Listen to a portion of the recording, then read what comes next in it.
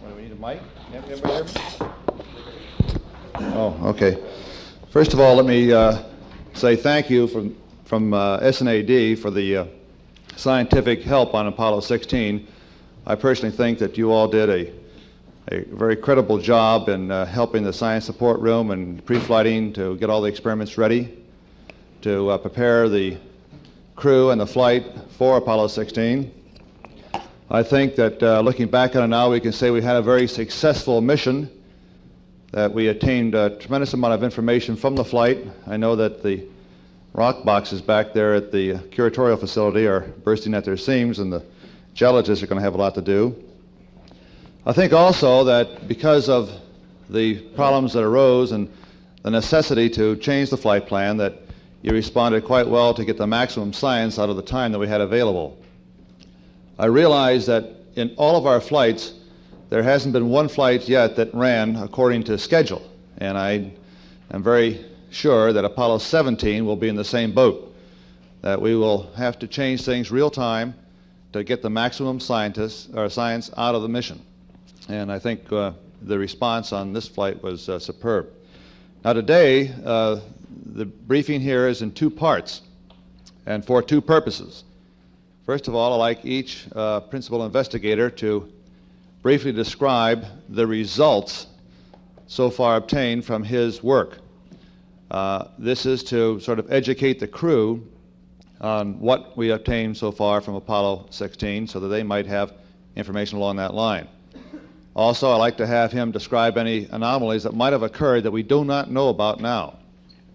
And second, then we'd like to have the PI with the crew working with them to have the crew answer any questions that might still be puzzling him so that he might further his analysis of the data. We have a lot of people to go through today, a lot of science to cover, so we like to keep each briefing short, and we don't want to cover things that are that are general knowledge as of today. And we start right out. Let's see. First one is Palmer dial, lunar surface magnetometer. After each experimenter describes his experiment, we'll have questions, Palmer, so we can ask the crew any questions after your particular talk. There's a mic right over there.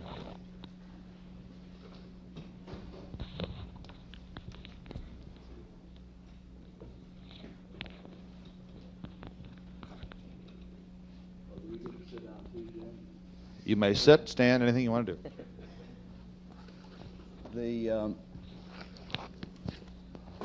I guess the main functions of both instruments went nominally.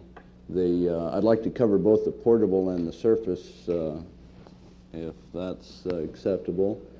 The ALSEP instrument, the surface magnetometer that you deployed first, looked like it went according to plan.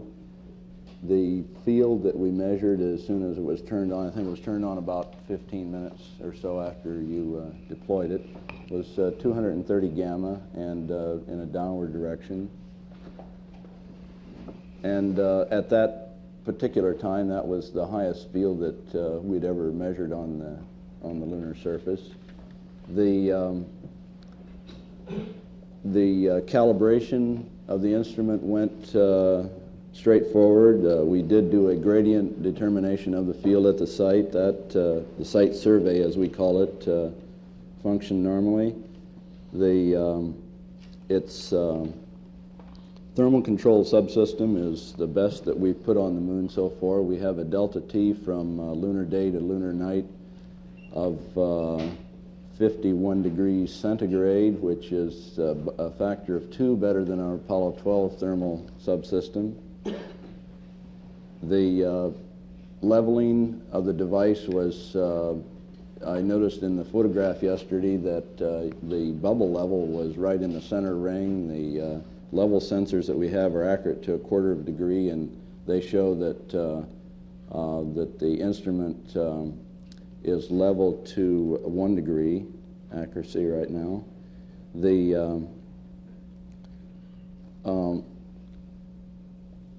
The instrument has new sensors in it. These are more stable, and it's really the first chance we have of doing network-type measurements of the fields on the moon. We do see whole moon. We have seen simultaneous data now from 15 and 16. We see the magnetic fields due to eddy currents that are driven in the entire lunar sphere. And for the first time experimentally, we have always made that assumption that we've got an instrument that's setting on at one point on a sphere, and that we're looking at the properties of a whole sphere. And we had some experimental evidence that that was the case. Now we have unambiguously shown with this second instrument that that is indeed the case, and that the assumption is correct that we are looking at a whole spherical response of the moon. You mean you're seeing eddy currents all the way through the moon, huh? We're seeing eddy currents that travel around the whole sphere, but with these new sensors now and with long-term data, what we're going to try and do is look, as you say, right at the center of the moon as they go all the way through. Now that's what we're waiting for during the lunar night is a nice step function and a long-term, both before and after, so we can see these currents diffuse right through the center of the moon.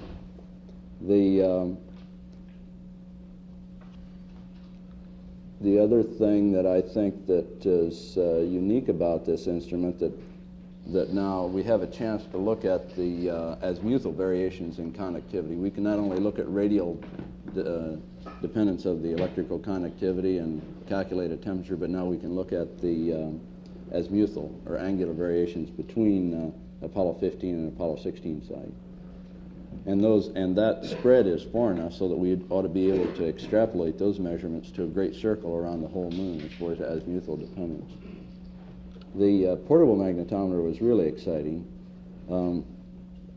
First of all, the first field I think you measured was 180 gamma down, and in the Cayley it looked like that all the fields were in essence pointed in a downward direction, and at the Alsep side it was 230 gamma, up near Spook it was 180 gamma, and then on the other side of the limb where you parked the rover at the last station, it was 120 gamma.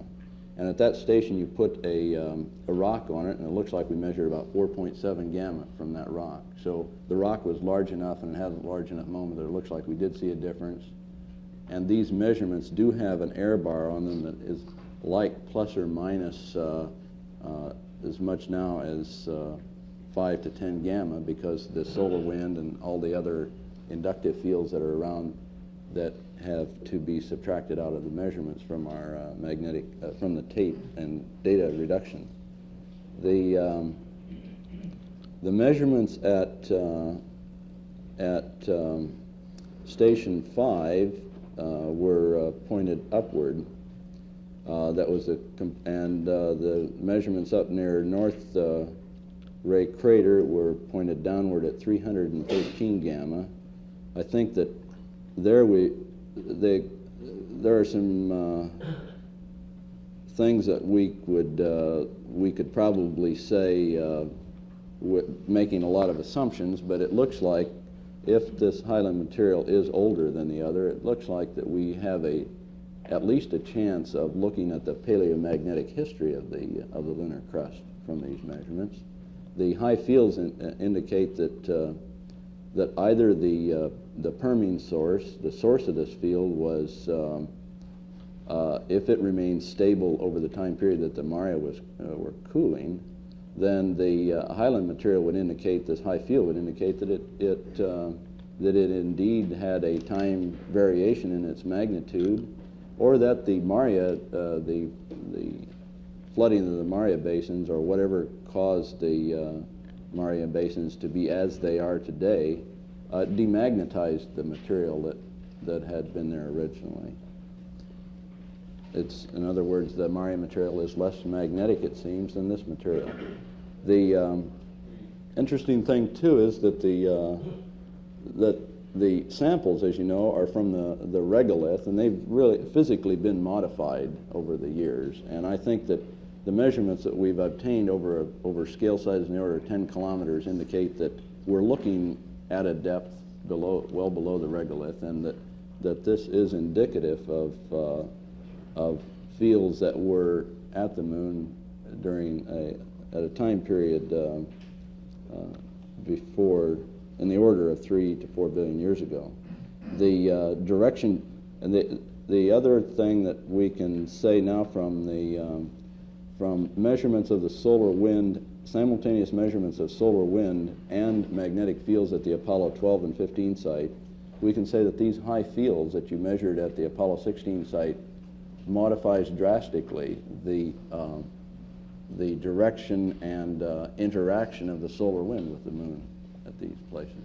It should channel the charged particles and either at different locations asymmetrically on the lunar surface in these areas, and in some cases one could now state that the scale sizes of the field are large enough so that you could form a shock and actually stand off the solar wind over small regions of the moon.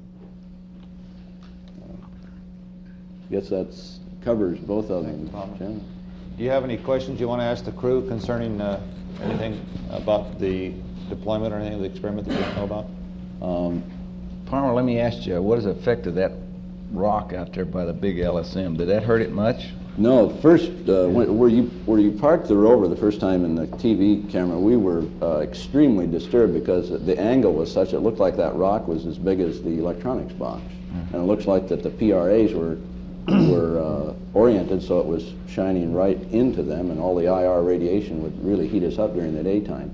But then the other view showed that the rock was relatively small compared to the dimensions of the box, and it didn't affect the thermal subsystem at all. And magnetically it didn't, they really don't contain that much oriented field to do anything.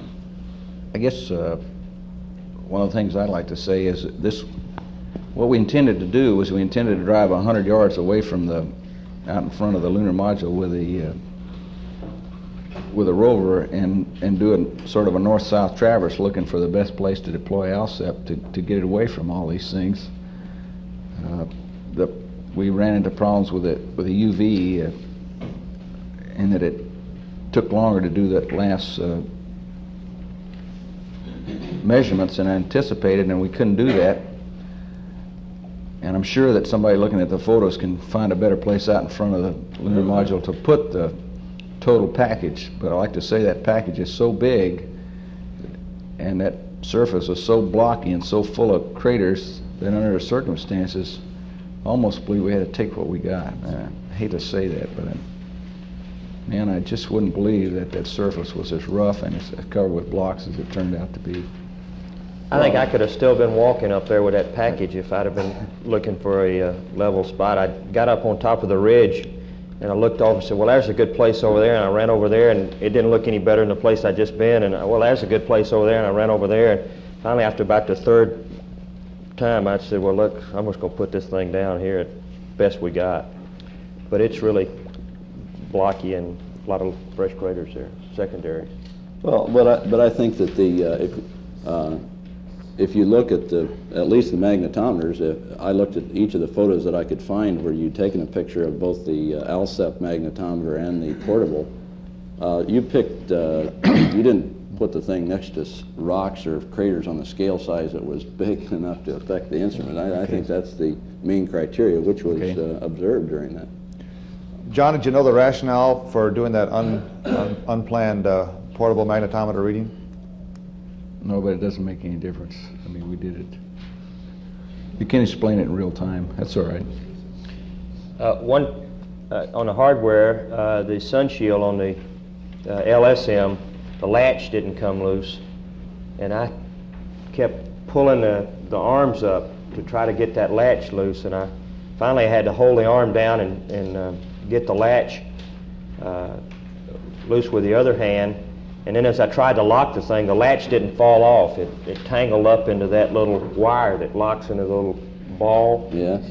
And that was I almost left it like that without locking it. And in fact, Houston said, go ahead and leave it. But with one more little effort, the thing finally dropped off. And I thought I was going to disturb the level, but if you seem like you're satisfied with the level, 'cause Yeah, the only thing I worry about there is that we've got a level sensor in the thing, and if you disturb that, you can sort of see that jiggle. But the azimuth, you know, when you read that shadow graph off, that's the only measurement we get in azimuth ever. Yeah. And so as long as you didn't disturb the twisting of it, then it's fine. Okay, thank you, Palmer. Next experimenter will be Dr. Gary Latham. Pass the size of the experiment.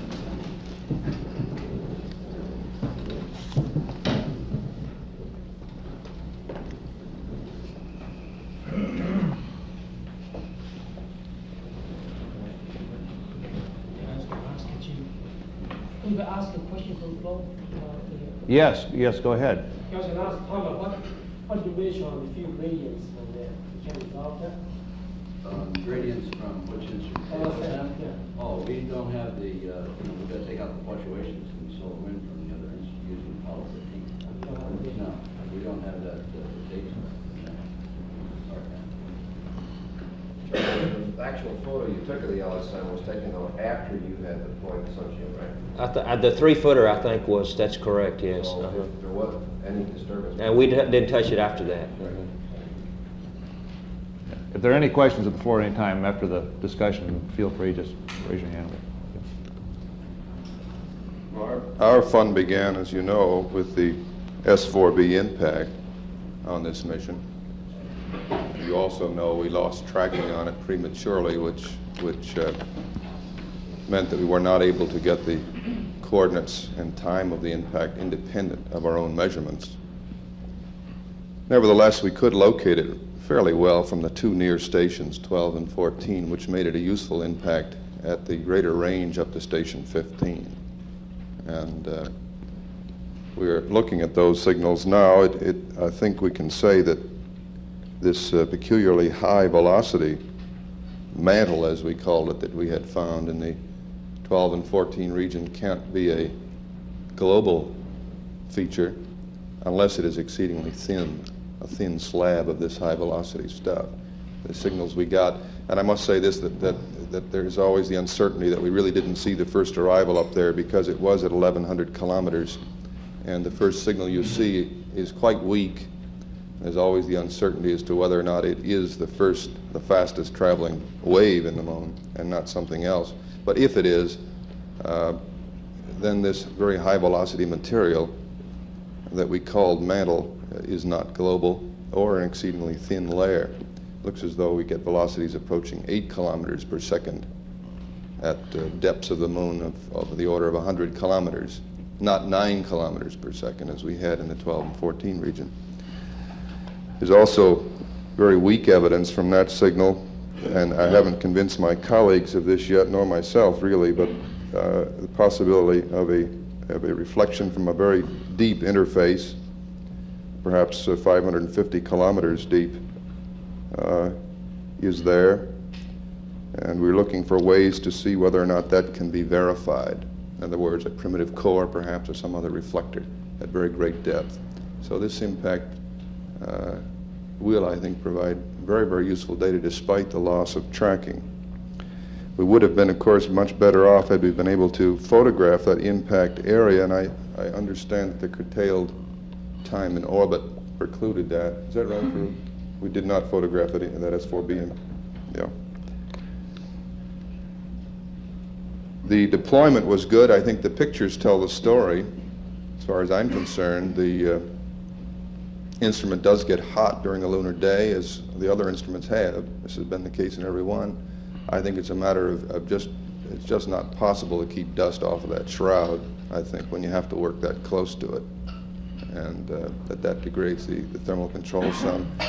It does not degrade the seismic data. It simply means the controllers have more work to do trying to maintain the thermal stability. And it's a problem we faced in every one of the missions, so it's not. In fact, I thought the deployment, the configuration of the shroud that I saw and so on looked very, very good. There's one little place where it's raised up is where the cable comes out underneath. It's turned on its edge a little bit, and that, of course, is something of a heat loss, but it's not serious at all. Yeah, we patted that rascal down because of the 15 problems. But maybe it's before a guy leaves that ALSEP site, if he's got a problem like it. Maybe, is ALSEP on 17? Probably it's not, is it? ALSEP is on the seismic. But seismic, okay, well. Those rascally things assume some different kind of orientation than they did before we left, and maybe you ought to go back one more time and make sure those things haven't changed. Don't ask me. I think maybe they outgas a little and then take up a different shape.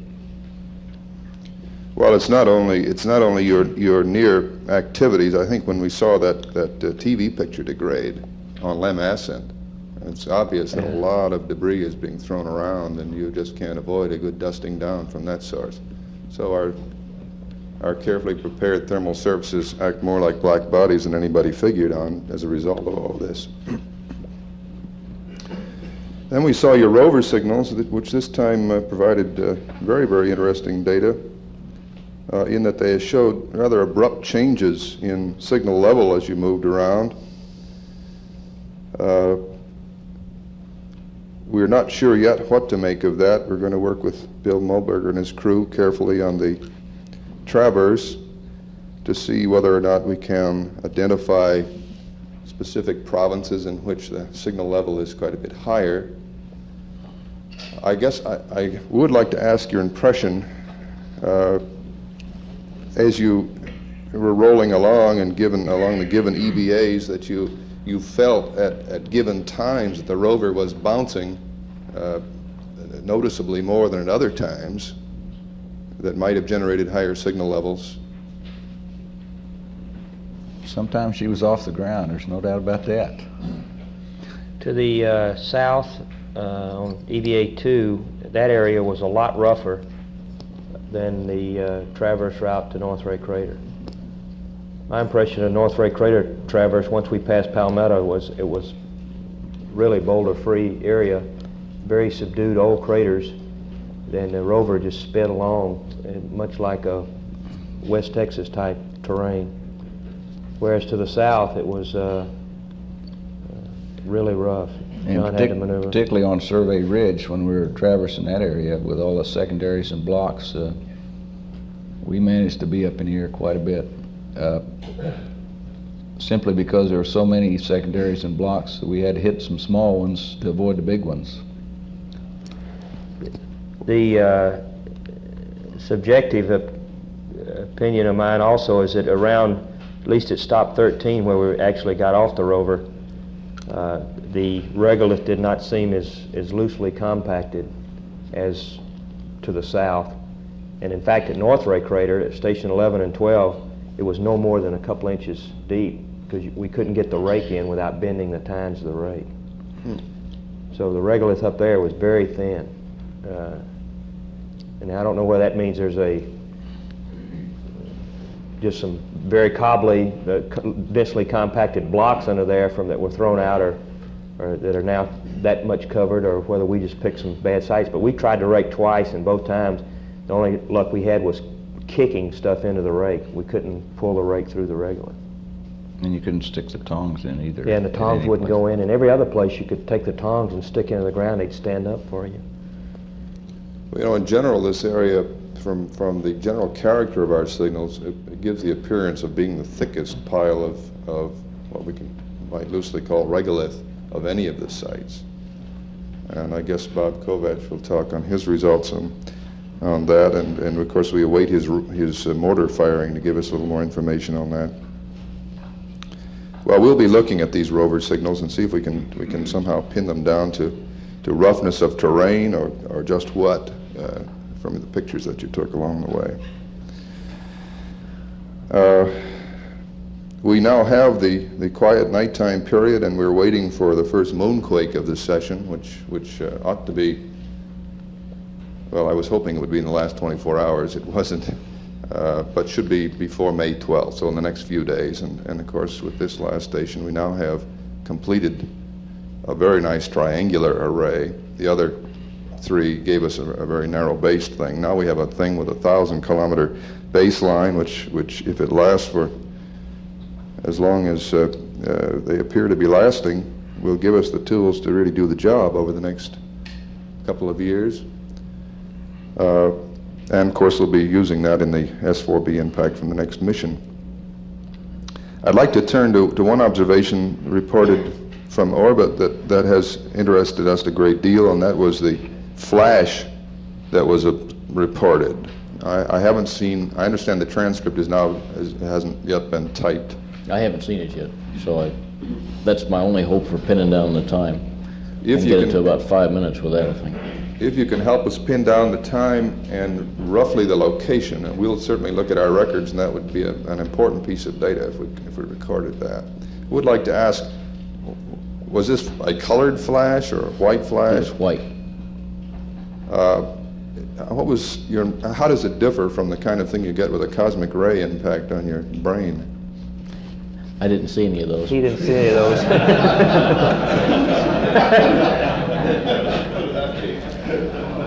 I see. Redhead. The one cosmic flash you saw. Well, we're very much excited by that. As far as I know, it's the first report of a transient event of some nature that's been seen from orbit.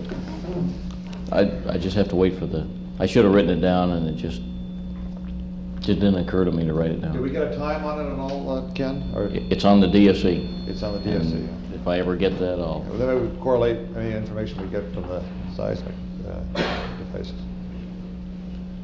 Yeah, how about its persistence? Did it just... No, it was just a flash, and the way I happened to notice it, I was looking at a horizon that was showing up from solar corona or zodiacal light, whatever you want to call it in that region. It was very shortly after we lost the signal from Earth, and I was watching stars pop up over the horizon, and got this flash, which was in size was about, I wasn't looking directly at it at the time it happened down in the side of my vision, but it was brighter than the brightest star that I had in the field of view at the time, and I had the feeling that it was in physical or angular size, it was equivalent to the size of the larger stars in my perceived vision. But it was just an instantaneous flash, and it took a couple of seconds for it to soak into me that it wasn't just a star popping up over the horizon, but rather it had been distinctly below the horizon. Is there a way for me to get that transcript? I don't know if I would normally get it.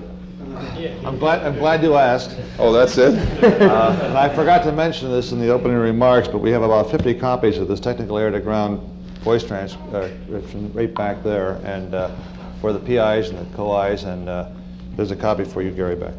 Gary, that's not what you're after. No. I We'll be on need that. the We'll tape be on recorder. that. Yeah. Oh, the DSC. on the Yeah. DSC. And that hasn't been completed as far as I know. Okay. Now, one other thing that I'd like to mention is, from orbit it appeared to me that there was a distinctly different unit up around North Ray and the area that I'd say a third to a half of the traverse to North Ray went across. And that may or may not fit in with your seismic deltas. That at some point between North Ray and the LEM, they would cross a contact of some kind. Yes. Well, except to add my thanks for a very fine deployment, that's all I have. Thank you. Any questions from the floor? I don't understand this flash was not in the vicinity of S4B impact. Well, I don't know whether the S4B hit, but this is on the backside of the limb, so I would assume that the S4B didn't hit there. And it's well after that, like a couple of days, lunar days. Where did the S4B impact? Oh, it hit about 150 kilometers north of Station 12.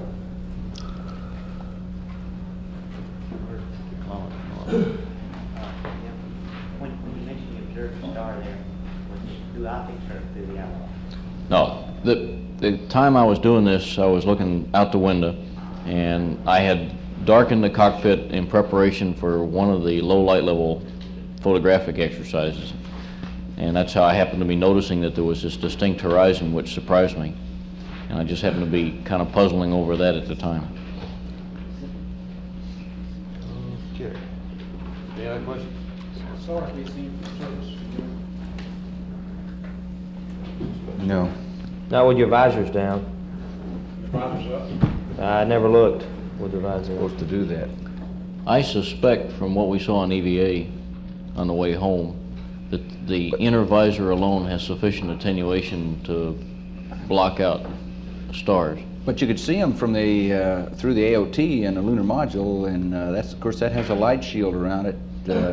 On our last alignment, even with a crescent Earth in the AOT, we could see Arknar really so good that we didn't even have to roll up the window shades in the cockpit. So with a proper, if you look through a tube, I'm sure you could see every star up there. The only thing we saw on the lunar surface was the Earth, and you had to, it was directly overhead. That was the only thing I saw in the sky. John, when you're looking through the sight on the camera, did you see anything besides You see your helmet reflected. That's what you see. You have to raise your visor to get all that, so you can get rid of all those reflections. Okay, next one is active seismic experiment. Dr. Kovacs.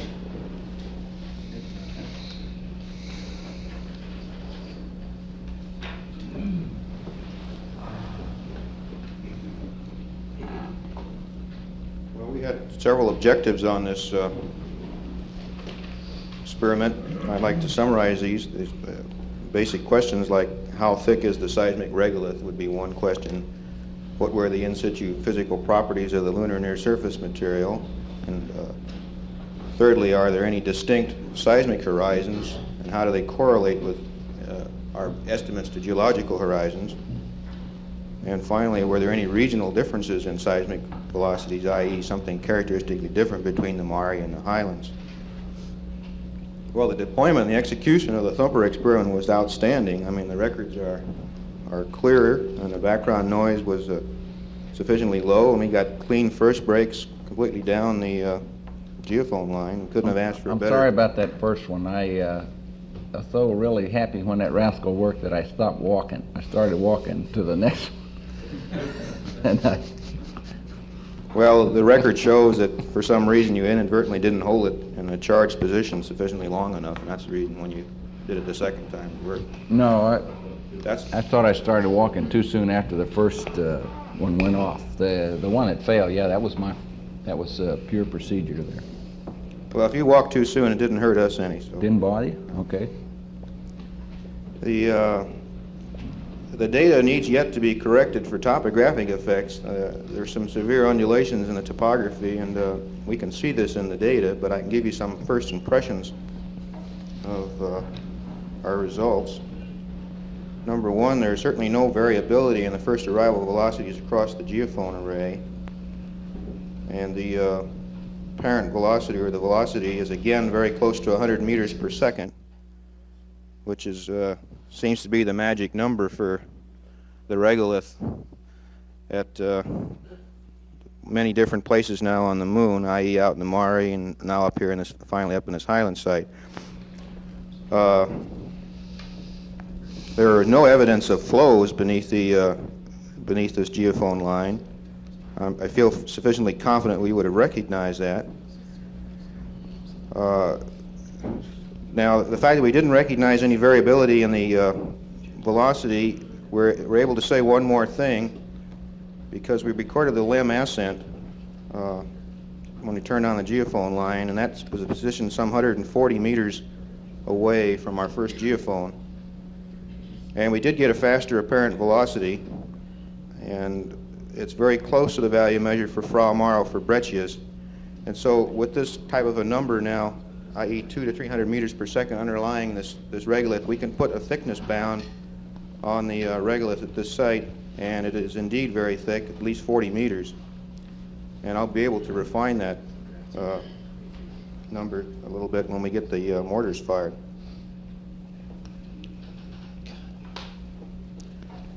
We also did turn on the ASE geophone array and recorded, your rover approaching the limb during the end of EVA3, and we also got very interesting signals, and we hope to analyze these in an analogous way as Gary has suggested. And that's about all I can say for the quick look of our data at this point. We do have the concern, of course, I do have the concern about the grenade box deployment. I'm sure I've asked you that. I haven't seen any of the pictures yet, so maybe it'll be self-explained, but maybe you could reassure me that it's level. It's level, I guarantee you. Actually, that was probably the only level place we had around there. And I was really pleased to see when we got out the end of to where we could deploy it that it would be level. It's really good. And I reported I don't remember what azimuth heading that we put it on. It was very close. Seemed like it was 330 as opposed to 333 that it should have been on. That's off the top of my head. We had to go back and look, but I reported it. And found out later that you could break that pin by pulling on the leg, but I certainly didn't know that. If somebody had told me that doing the training, why it had gone right over my head.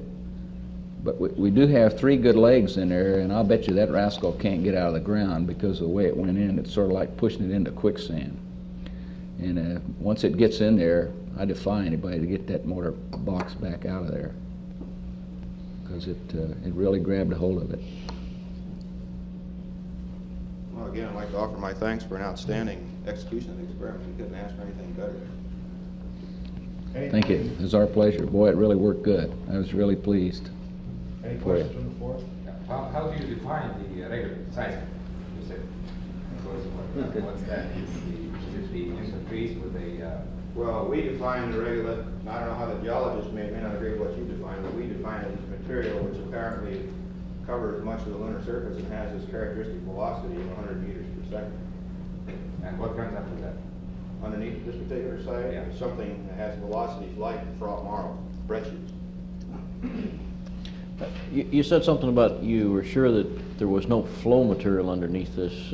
I guess I missed the conclusion. Well, we've done enough experiments on Earth, and I say that we've been able to recognize flows because the velocities are characteristically much higher. And if you want to argue that there may be very thin flows, i.e. thinner than our sampling wavelength, which is like 2 to 3 meters, they could be there, but we certainly, on the average, didn't see any big sequence of high velocity flows. We would have recognized. When you say high velocity, this 200 or 300 that you're talking about from the essence stage, that's not high end. Yes, every small crater that we looked into, with the exception probably of Buster Crater, we never saw anything that looked like anything but, I mean, it just looked like more of the same, looked like regolith. I mean, we never saw anything that looked like outcrop, and we were sure looking for it. This 200 to 300 meter velocity you're talking about from the limb ascent, that was this breccia material that you say is underlying the regolith, is that right? That's my first look at it. First look. When do you fire the mortars? Okay. Oh, that's another good question. What's the latest word on mortars firing? Do we have any idea about when they're doing that? Well, at the meeting at 1 o'clock this afternoon, I'm going to request that we fire it on May the 23rd. Bastille Day, is that?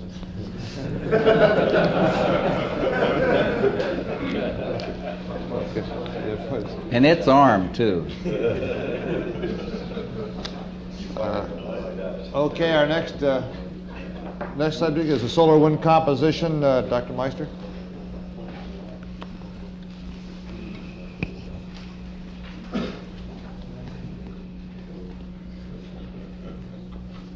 Unfortunately, there is not much to tell about the solar wind composition experiment. The foil was transferred to Switzerland at the end of last week, and we don't have any results yet, of course. The foil was deployed during the first EVA and retrieved at the end of the third EVA with a total exposure time of 45 hours and 5 minutes. That's some 3 hours longer than the record of the previous missions, which was about 52 hours on Apollo 15. The main difference between the foil of Apollo 16 and the ones of the previous missions is that some pieces of platinum foil have been attached to the previous design, which was composed of a pure aluminum foil. These platinum foil pieces can be cleaned by fluoridic acid, which allows to remove all the possible lunar dust contamination. This technique has been tested in the lab on bombarded foils and showed that you can remove essentially all the lunar dust contamination without losing any measurable amount of trapped rare gas ions or atoms of solar wind origin. This technique should allow us to determine the isotopic composition of the rare gas elements of solar wind origin up to the mass of possibly krypton. A first visual inspection of the foil here at MSC showed that the foil is crimpled but essentially free of lunar dust. That's of course only a visual observation. We don't know how the foil looks like under microscope. I would like to thank the crew for the proper deployment and retrieval of the foil. We are very pleased with what the foil looks like. Thank you very much. Can't miss when it tells you where the sun is. Yeah, point this at sun. The thing didn't roll up like I thought it was going to, and I'm sorry I had to crinkle it, but it was so big and that I had to squeeze it down to get it into the bag, and it ripped once too. I guess you saw that. That's only a problem of aesthetics. It doesn't hurt the scientific Okay, good. value. I didn't think it did. Don? If the local magnetic field is standing off the solar wind area, what will that look like now? We don't know yet. That might be that we have a discrimination between the lighter and heavier elements in the solar wind. We have to check that. Maybe that there's a dependence on the height over the lunar surface of the composition between the heavier and lighter elements. But we have to check that first and see. Stand off the lighter particles. Lighter particles would be deflected much more than the heavier ones. Can you see those, I don't know, this is probably a stupid question, but these cosmic these particles that cause the light flashes, I was seeing them on the lunar surface during the sleep periods. Yeah, do those things register on your experiment? No, they have higher energies and they go through the foil. That's it, yeah. Huh? That will show my question. While the gloves are bulky, could you tell me the difference in the materials between the time you deployed and the time you brought it back? Was there any realness or anything you might have observed? No, no difference there. Looking at it one time out the window, I thought I saw some white streaks on it, but that might have been just the way the sun was, or it might have been those platinum strips that I'd never noticed when I emplaced it. I really don't know. It just looked like it had a couple of randomly oriented streaks on it to me from the limb window, but when we rolled it back up again, instead of rolling straight up, it rolled out in a big long thing, and I had to redo it again, and when that happened, I ripped it and then had to crunch it down. We don't see any difference between the foil we sent up and the foil that came down, except of some lunar dust on it. Nothing else. Can I ask the crew a question? Do you have an idea how the foil was oriented? Was it essentially vertical to the photographs? I mean, along the gravitational force lines, or was it reclined or inclined? It's hard to tell it from pictures. You can't tell it from the pictures. I think I put it in almost parallel to the gravity vector there. It's on a slope, a little slope, but if I recall, it's aligned almost vertically. Okay. Thank you very much. Thank you. The next subject will be the cosmic ray detector. Dr. Bob Fleischer. See here? Oh, okay. He's not here. The PIs couldn't be here this morning. They're busily at home studying the data that they got back. I have some words from them that I'll pass along as to what they think they'll be able to see. They are very excited about the possibilities they have. Early in the mission, there was a solar particle event that occurred which will enhance their data very significantly, they think. They think they'll have the opportunity to see particles from the sun that on an ordinary mission they would have never had the opportunity to see.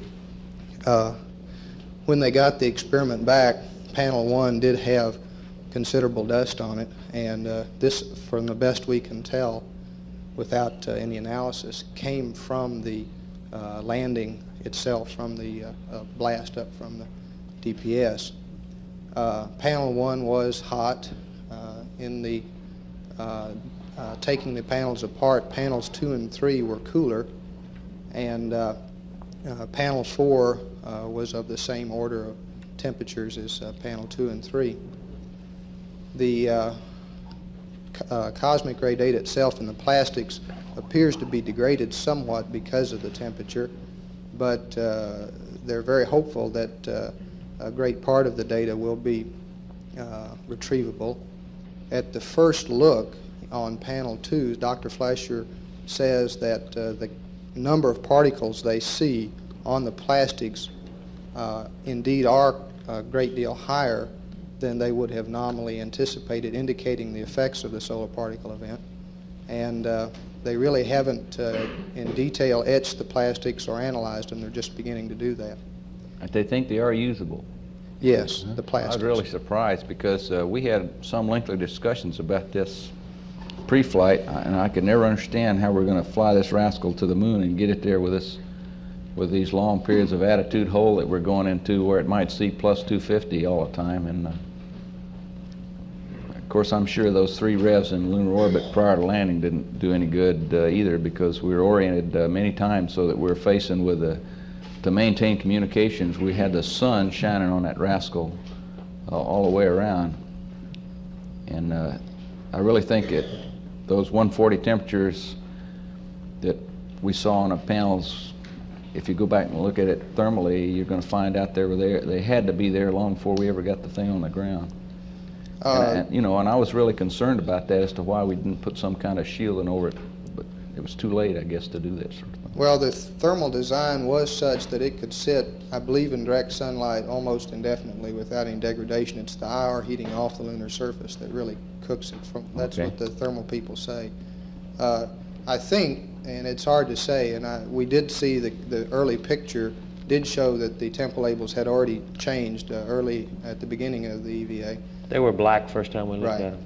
And a guess is the 15 hours, the thermal analysis says if there's like 15% dust on the panel after 20 degrees of sun angle or so, you'll sort of exceed the 140 degrees on the frame. It appeared that there was probably 50 or 60% dust on the lower part of the panel, or maybe even higher than that, and it spent about 15 hours on the surface. So it may have just turned out to be a number of problems that are probably ones that could not be avoided under the circumstances that caused that lower panel to overheat. It was the hottest, and the next panel was about 20 degrees cooler, the best we can tell, and the third panel up was 10 degrees cooler than the second panel. So it seemed to be a dust problem, but it doesn't seem to have hurt the data too much. Panel 4 was the one which we were afraid wasn't going to be activated because of the anomaly on the red lanyard.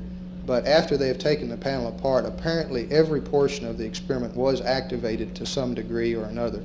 The neutron portion was partially deployed, and they think they will get some data from it. Is not as much data statistically as they wish they had. But every portion of panel 4 does look like it will provide some useful data, and they have a lot higher hopes now than they did when they first saw the gear. Apparently the problem, and we haven't sent the hardware back to the manufacturer for analysis, but apparently was a malfunction in the assembly of it that caused that thing to jam. Well, we could have pulled, if I'd have known about it at the time, We could have got that pair of pliers out of there and pulled harder. The investigator's opinion was it would have done no good. Wouldn't it was help. Very severely jammed, and he doesn't think any additional effort would have freed it. It was jammed pretty bad. Okay. But I think in all they're very excited about the data, and I think they're very optimistic now that they'll get a considerable amount of data from it. Tim, it's probably worth mentioning on those plastic panels that overheated that they did have calibration plastics in there, and they'll be able to, the effect of the overheat is just to anneal the tracks and reduce the track density. But with the calibration in there, they'll be able to take out most of that effect.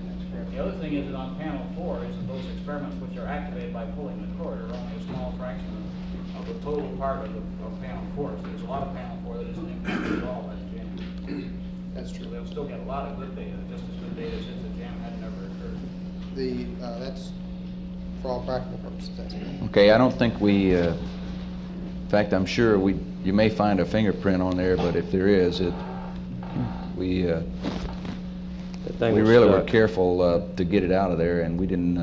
Once we got it loose, we gave it the usual 10 or 11 care in folding it up. So I don't think there's any crude fingerprints on the panel surfaces. That's correct. We looked at it very carefully, and it was, except for the bottom part of panel 1 that you could see it was a spray pattern, and it was very clean, and the PIs were very pleased about that.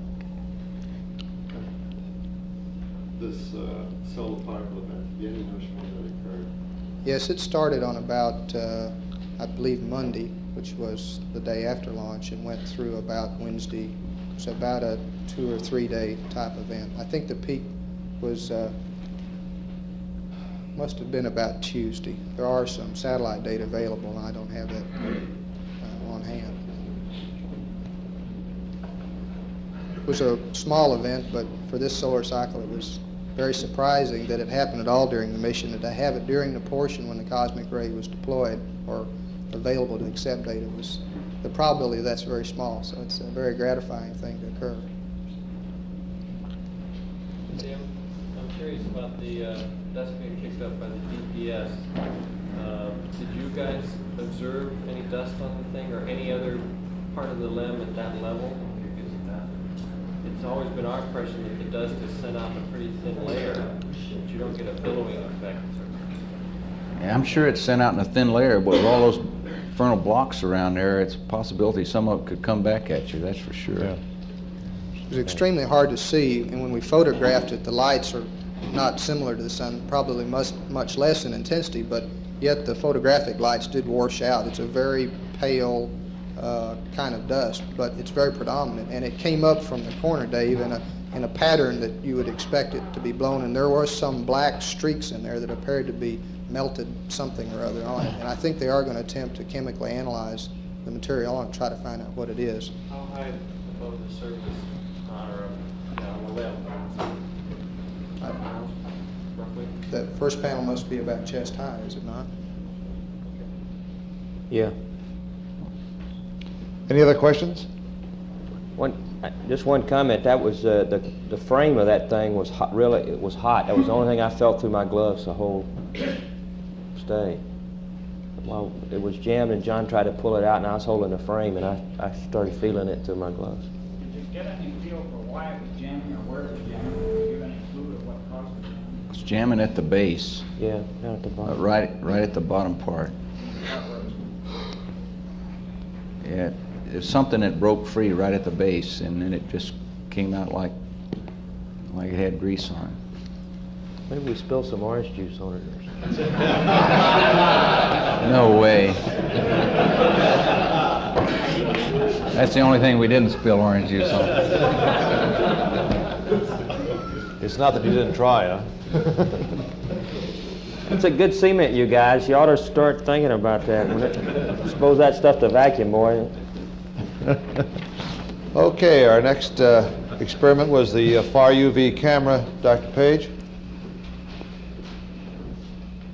For the benefit of some of the geologists here, I'll recount the goals, purposes of this experiment, which were to obtain photographs in far ultraviolet of the geocorona in the upper atmosphere of the Earth.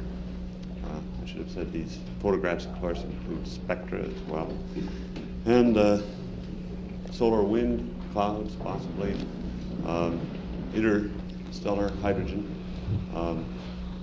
colors of stars in the far ultraviolet, and possibly intergalactic hydrogen.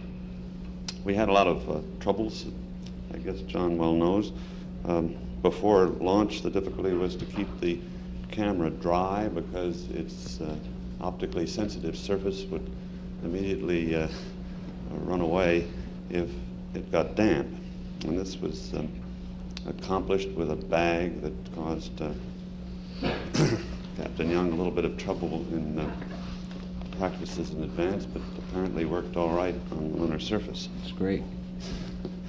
The second difficulty was getting through the Van Allen belts without fogging our film, and I'll show you in a moment that we did that all right with a rather small amount of shielding around the film cassette.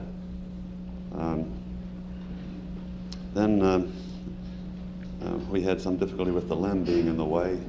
This came about because of the delay in touchdown, high sun angle, and the necessity to keep the camera close to the LEM so that it would be in the shadow. With its gold surface, it would have heated up very rapidly if it had been out in the full sunlight. The accomplishments that I will show you in a moment on the screen include 92 photographs in Lyman alpha imagery and 53 spectra, some of them extending from 500 angstroms to 1550 angstroms. That's, I think, the farthest into the ultraviolet anybody's ever taken astronomical pictures. We may get evidence of gases in the lunar atmosphere from several of our pointings which were low across the lunar horizon. And if anything were coming out like geysers of water or whatever it is, we'll certainly pick it up. The data on these photographs are extremely numerous, and it'll take us an estimated 6 months to a year to get them all out, which will be done with the big computer here at the MSC. So Dr. George Carruthers, who is the PI and who designed the camera, happened to be free today from work on an Araby flight, and is here, and will undoubtedly make comments whenever he sees something to comment on the photographs. Do we have the first slide? I might say that I got into trouble with the American Photographers Union in making the prints of these because I'm not a member of that union, and they tried to throw me out of the dark from over here. This is probably one of the most dramatic pictures of the Earth that shows auroral belts on the dark side. You're looking at the Earth with the sun off to your right. The south pole of the Earth is down, and that funny lip-like thing sticking off to the left at the bottom is aurora, we think, around the south magnetic pole. The most striking thing is the next lip up, which on the original you can see better than on this slide, goes around the full back side of the Earth. It's called the equatorial auroral belt, and disappears back of the dark side in the upper left corner. The third lip is another belt. It looks at first as if that was just all one, but there are two separate belts there, and it was quite unexpected. This photo... What's the dimension of the Earth's actual size? Well, you know, it's 8,000 miles across. And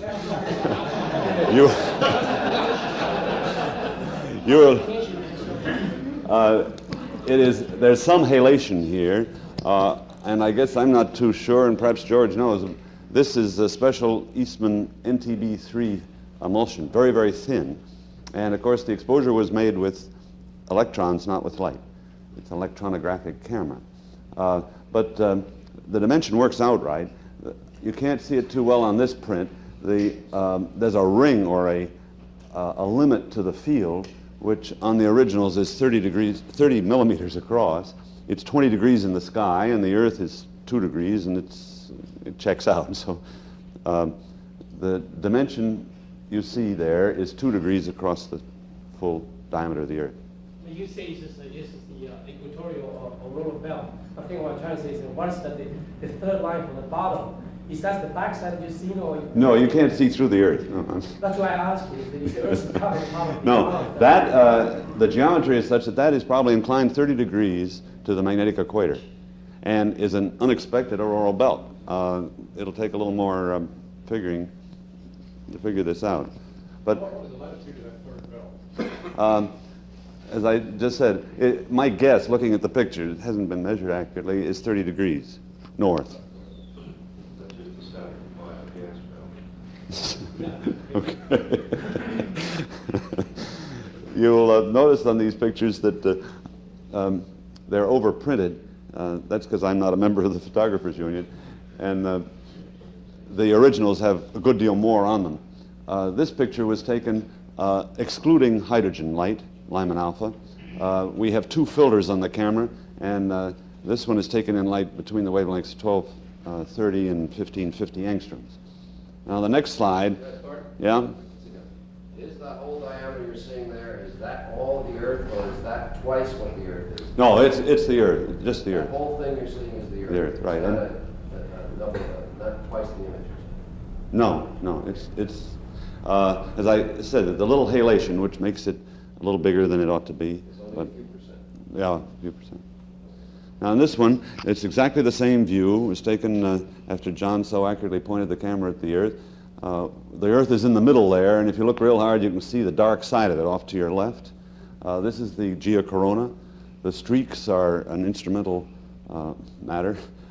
Actually, we have a barrier membrane that George put very close in front of the film to keep visible light from getting in there, and the barrier membrane wasn't quite uniform, and that's where the streaks come from. The circular thing on the right is an overlap, another defect. The little motor that danced the film between exposures didn't pull it quite far enough for this one. And those dust specks, I guess, are my pipe tobacco on the slide. You know, Thornton, that rascally thing was moving.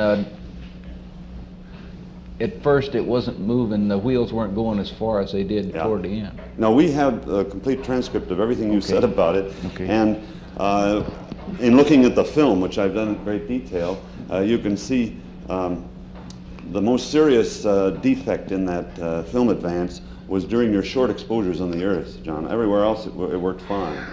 And I have an idea that pushing the buttons so frequently sort of confused the motor, and it didn't turn as far as it should have. Well, in any case, you'll notice that the shape of the geocorona is as predicted by Dr. Meyer at the Naval Research Lab. It's got a dimple in the back, down sun. The sun is still to the right here. And our other photographs show that it extends at least twice as far as you see here off to the right. The print, of course, can be printed dark or light, and if I printed this one lighter, I'd have got the background all over the whole slide, and you wouldn't have been able to see as pretty a picture as this. Now the next slide shows the one further to the right. The sun is still to your right. The Earth now is off the edge of the picture to the left.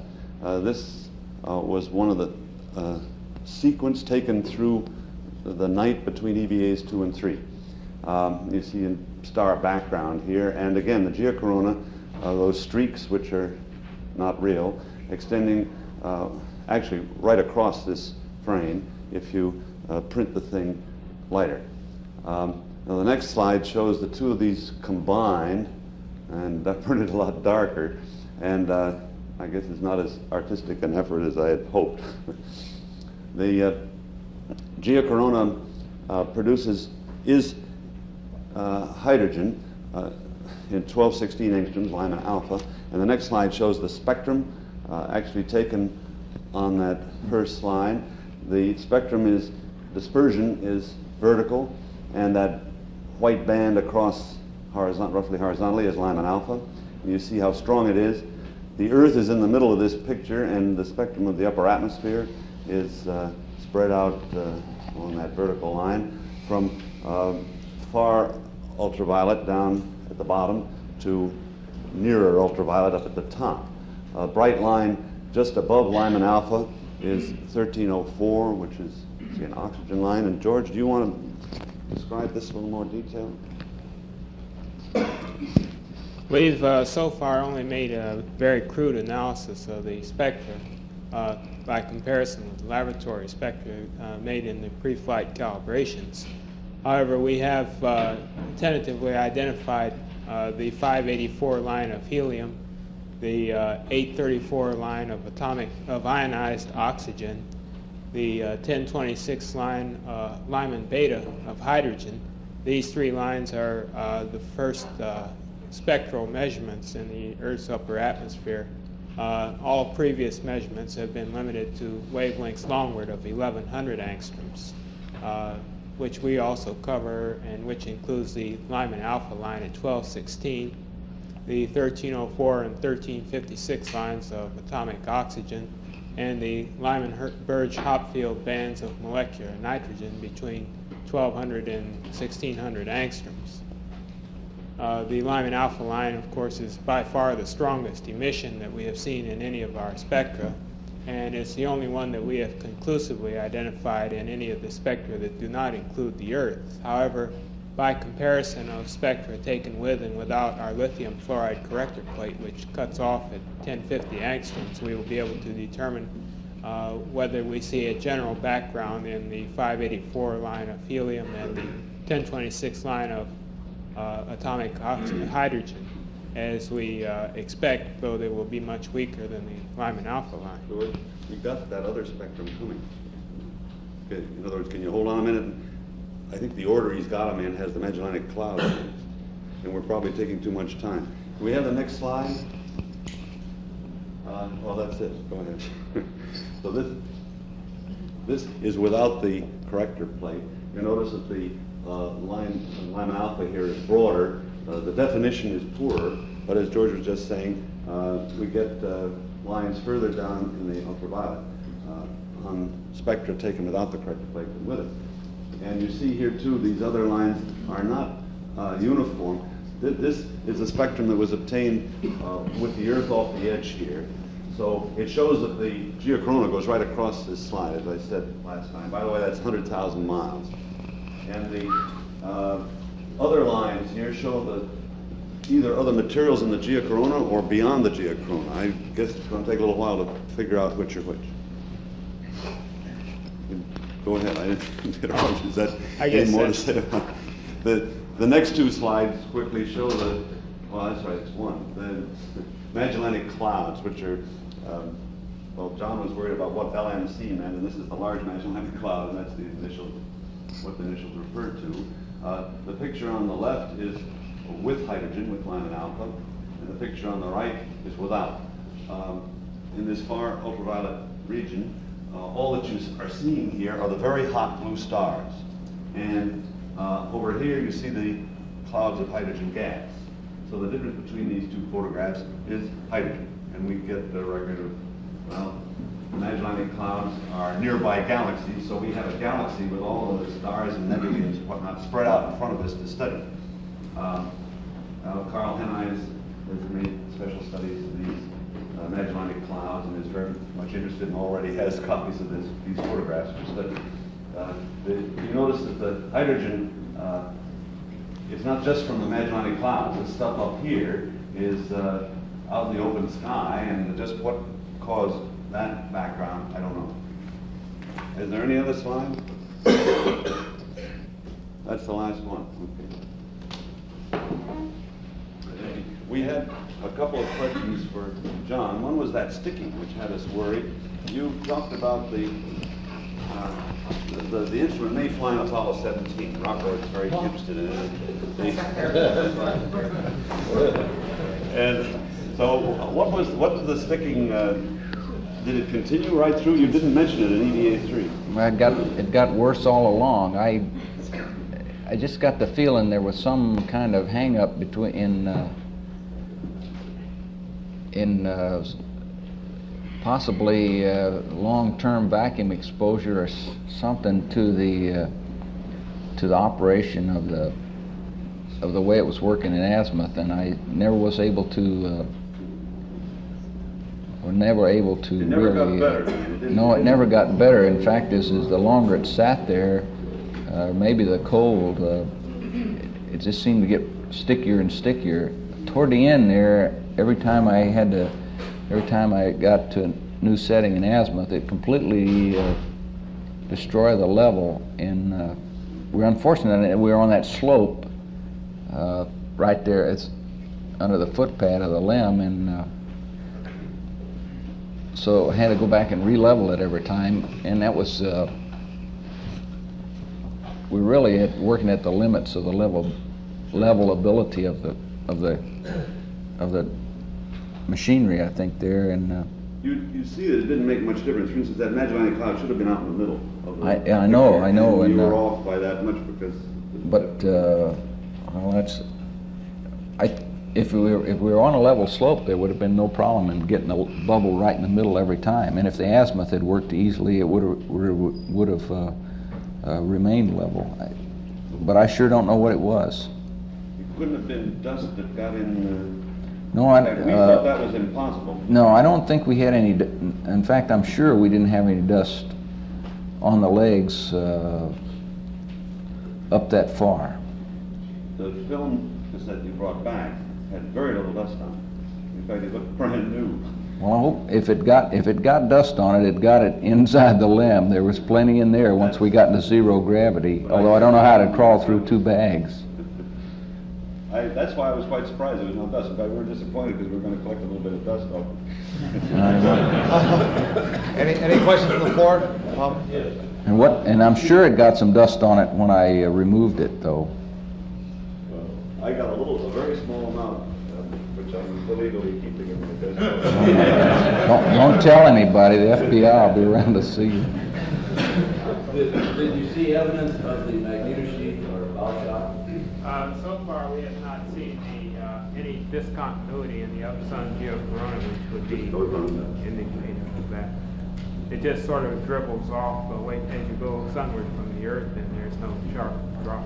But we're really not out as far as the bow shock, are we? 10 Earth radii should have been in the middle of that of sun. I get you. It's only 10? 12 or something like that. Okay, any more questions? Okay, next subject is the lunar geology investigation. Dr. Mulberger.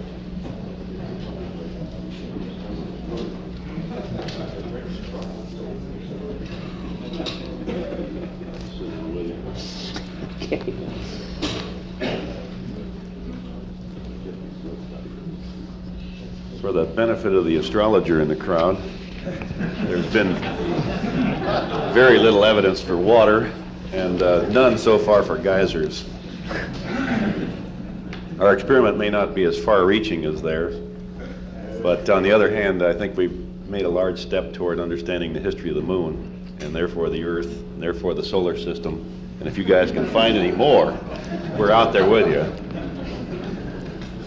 So far, we've completed the mission itself, and all major objectives for the pre-planned traverses were reached, and were sampled, and were described, and photographed. And as far as we can tell with our quick look at the photographs, all of these were done well. We've produced a so-called greenback at the end of the mission operations itself, which was a summary as of our knowledge at that time. It was based on crew observations, TV, and the pre-mission data. Included in that thing are station sample maps, which were derived from the TV in real time, and that was a very useful tool to us. A sample inventory, a film usage inventory, and a station locations, again resected from the TV pans. By the end of last week, we'd received black and white 2-time enlargements of all film. These are the typical drugstore quality prints, and sooner or later we'll get good quality, so our analysis is very brief. We've assembled all the panoramas. Sample location studies are nearing completion. The film inventory is also nearing completion. The geological analysis is still in its infancy, and I suspect should progress rapidly now that we got all this inventorying over with. You guys took so damn many pictures, it takes time to get them organized. We've had one session with the crew and the LRL with samples, and most of our questions need samples in hand, and those I'm sure we'll be able to discuss later. And so the questions I've got relate more to surface observations that maybe we can amplify. And some of these are questions that we've asked you before, but I have a few Polaroid prints of these photos that maybe can jostle our minds and assist in refining some of the answers that we've gotten on the debriefs after the EVAs or on Trans-Earth. Our photogeologic mapping group primarily talked about rays by their whiteness. There were a few spots where they thought they were seeing dark rays. You recognize both light and dark colored rays, and particularly the South Ray picture. If I could have slide 1, please, which is the South Ray panorama, and the print I've just given to the crew, a single frame from that. There I think we can see light and dark, and the real question I'm after is what led you to say that you were on or off a ray? And secondly, were there any visible differences in the rock types as you drove by or had a chance of sampling ray material? Is that picture upside down? Yeah. Turn over. It's upside down. Sure looks that way. The hills are at the bottom. Yeah, I think the thumbprint goes in the upper right. Could the projectionist give that a 180, please, around the horizontal axis? That one's got the same problem. There we go. Now it's a hill instead of a hole. This is your pan from Station 4. Yeah, you see that black line coming over the. This photo really doesn't do that. No, scene justice. Polaroid prints never do. Well, I mean, you really have to see it to believe it.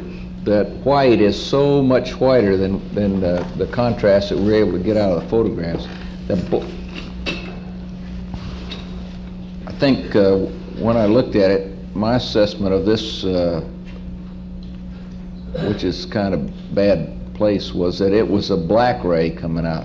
The right rim there on the photograph. And it probably went right down that, as you know, that the photograph that showed the black area coming out of South Ray. Right. And there's a series of black blocks. There's a bunch right there. Left edge. Yeah, and there's also, and Charlie described this in real time. There's some more black blocks in there, and they seem to come out in ray patterns too. Don't you think, Charlie? Yeah. That rascally, that's one spectacular crater. That ray coming down the south right edge might have been the ray that made, or at least part of it, that made Survey Ridge, because it just ran right across those wrecked trap craters, and we could see it going all the way down. Is that the bright ray you're talking about in the lower right? This ray right here, Bill, came right through Stubby, right up over, and right out Survey Ridge. This one right here. So that was the source of your terrific block field there. Man, and just amazing how much rocks the rascal laid down. I just couldn't believe it. Trafficability in close to that thing would probably have been very interesting. Wish we'd had another EVA to find out. I'll fix the heat flow one. The reason we called we were on a ray was really an abundance of secondary craters and an abundance of blocks. And they thinned and thickened as we, I think, traverse raised, but we never did get totally out of blocks to the south, to the traverse to the south. There were always at least 3 to 5% of the surface had cobbles, and I say cobbles, 20 centimeter blocks and larger. And the blocks were generally asymmetrical enough to the crater, or the crater shape was elongated, or just a great spattering of craters is why you're calling them secondaries. I think subjectively we felt they were oriented from South Ray all the time. Right. It was really just a subjective feel as we were driving by them. there were a lot of the blocks that were not associated with any craters. There would be a pile of a series of secondaries, but around for a couple of 100 meters there'd be more blocks. In fact, as far as you could see, there'd be blocks just scattered over the surface that were not associated with any secondaries. But the true secondaries were, we did see some that were classic, where they were, the ejector was downrange from, and it pointed right to South Ray. Station 4, for instance, was one that was... Can I have slide 4, please? I might add that these black rays and the black blocks that you see here were also evident at Baby Ray. Can you rotate that one too? And to a more, or to a lesser degree, the sampling at North Ray had an appearance of being black and white matrixed, black and white rocks also. The North Ray rocks. Yes. Do these black streaks go all into the crater themselves, down vertically down into the size of the crater? At South Ray, yeah. That one on the left that you saw there was, you could track it over the rim and back right across the rim. And Ken, could you see that from orbit? You can see a lot of these fresh, look like black streak craters. This one, South Ray, does not have nearly the obvious dark streaks that run down inside and outside that many of the other craters do. There was dark material, or dark appearing material that was very obvious in the crater interior, but I never recognized it as being a ray that was thrown out with a radial dimension. Yeah, I think looking at the photography, the feeling we got from looking at South Ray was that that black streak was just an absence of any rays. But I think it, from the blocks, it must be black ray material. Dark material. Maybe the dark matrix rocks would produce that darkening. It petered out a lot faster than the white rays, though. I mean, you know, within a quarter of a crater diameter, it was gone. From the bottom of the... Those could disappear just because of their general appearance. Could. Like the local regolith, the white ones being so obviously different, it'd be easy to recognize. I suspect why the mappers did the same thing. Here's your pan, John, or part of it, looking up sun. And this crater you suggested was a secondary, and therefore the sampling that you were doing primarily over there to the left corner is where the rover is, would be South Ray ejecta as the principal source. Is one reason we wanted to move you on, and I think that was a good decision now that we look at your photographs and from what you had told us. Well, we sampled this crater up on this close-in rim and down the rim a little bit, but man, if that's not a classic secondary, I never saw one. Yeah, that's type locality, if you pardon the geological verbiage. And you can see the debris from there, just scattered all out in here too. The rover's back over here. Yes. Downslope. You can see it right in the left corner, just the edge of it. Oh yeah. And I think you're standing there, Charlie. Probably on my face. Okay.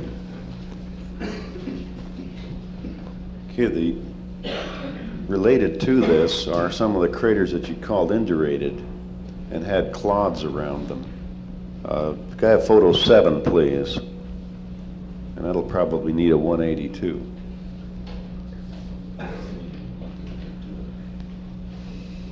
Oh, plum. No, number 7. Oh yeah, that's plum, okay. Now that plum's got a little bench in it. And on the pre-mission work, there were quite a lot of them that had benches and suggested that there was a indurated layer that was shallow compared to what the crater counts said that the age of that whole surface had to be. We just heard Kovacs tell us there's a very thick regolith here, which is what it should have had by the cratering stories, and yet there was always this little bench. We're wondering now whether that bench has some relationship to the ejecta from the South Ray and North Ray craters, and therefore might be what you brought up here on the rim of Plum as some of the pre-Ray indurated regolith. Do you have any thoughts that could go into that? That wasn't what I was calling the indurated regolith, Bill. Wasn't it? No. What was that? The indurated regolith I was talking about was 2-meter size craters. 2 meter Yeah, craters. 2-meter size, and there were little teeny clods, no bigger than a grapefruit, and that were symmetrically around a very shallow crater that had a Hackley black glass right in the center of these little craters. And the biggest one was no more than 2 meters in. You see down in the plum, see that outline of rocks down in there? No, keep going down. Right here? No, over here. Well, if you point to it. Okay. See those rocks right in there? Well, I think... near the bottom of the yeah, view. I wouldn't be surprised, but what the most likely candidate for a rock that was from down either in the bottom of Plum or from the lower part of Flag was that rock piece of rock that we chipped off of. It's located right in this area. Yeah, it's here. just outside of the view of this picture. And because that had been, that was well under it was a submerged rock, and I got the feeling that it was sort of local to the area. I mean, I don't see how it could have been from South Ray, or unless that was extremely soft when it plunked in there. I didn't rule out that, but I mean, that would be the most likely candidate of the ones we could get to. We could no way we could have got down in there and got those rocks. That's true. And gotten back. Since they took your tether away from you, I don't imagine you want to explore those craters. Okay, the Buster crater, photo 8, please.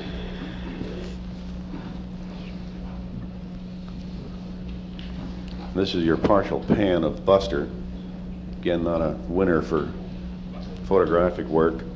It's at least as good as the astrologer's pictures, though. You described that there was a southwest and northeast boulder field in here. We're looking almost down the sun, and I'm wondering, I can't tell in these photographs, could you tell whether there are blocks over in there, and therefore your impression of this streak across it could not be salted because you're looking down sun? Well, I might have been. I didn't really mean to say southeast northwest.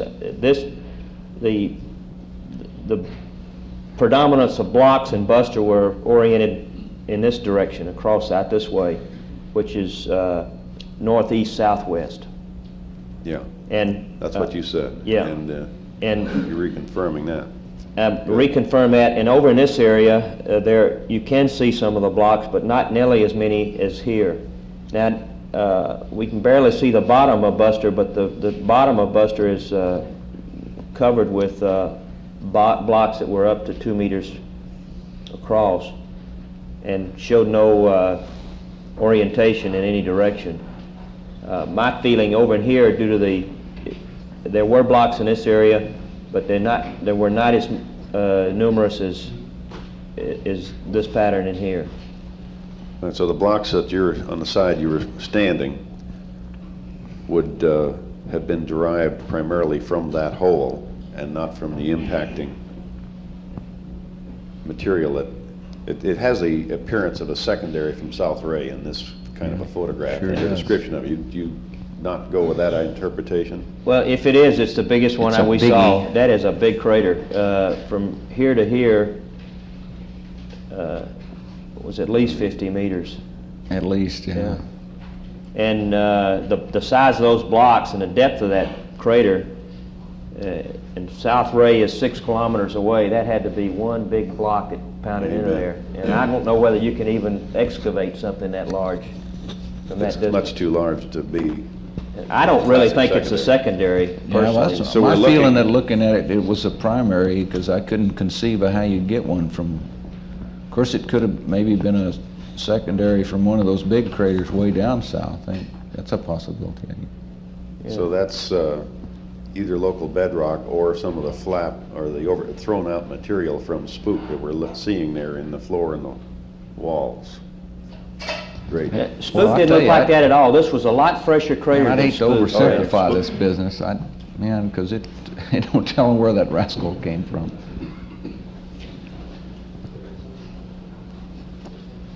Okay, I'd like to have slide 9, please.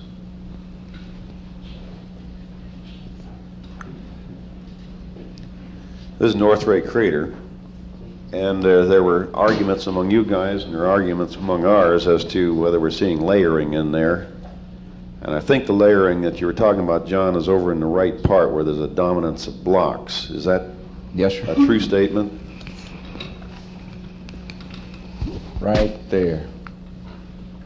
Yeah, that's certainly one of the best candidates for... Yeah, it's just hard to imagine how the blocks would either all slump down there and end up at that spot or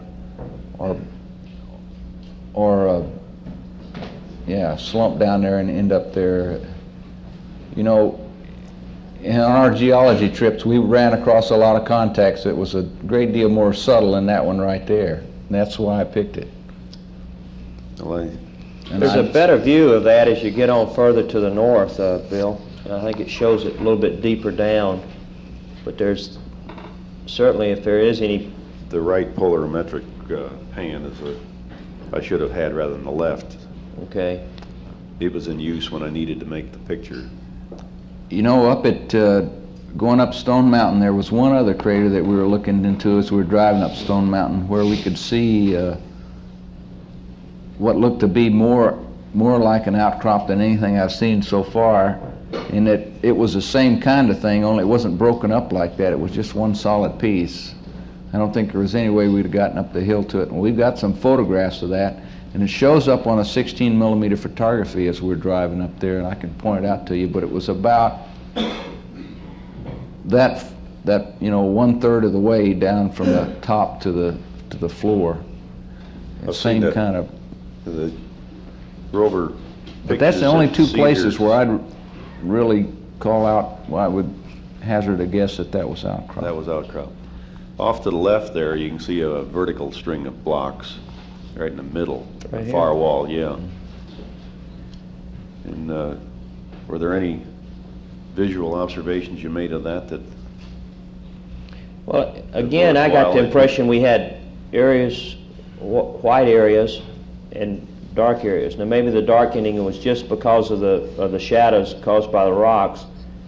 Now, I got the feeling those were the dark blocks like House Rock, and just like Charlie does, and I got the feeling there were places where there were strings of white blocks too. These rocks right here that are more buried and the regolith is deeper in this area, are all white matrix rocks. Yeah. Around this way, and really right out from this little block here is House Rock, sits here, and that is predominantly a black matrix rock.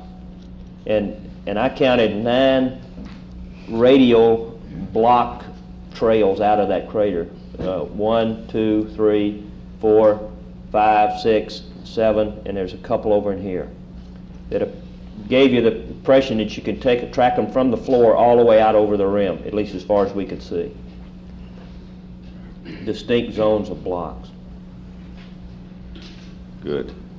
As the rascally axial craters don't really exhibit the classic overturned flap that we've been looking at. They are more complicated than that when they all get shuffling around on themselves.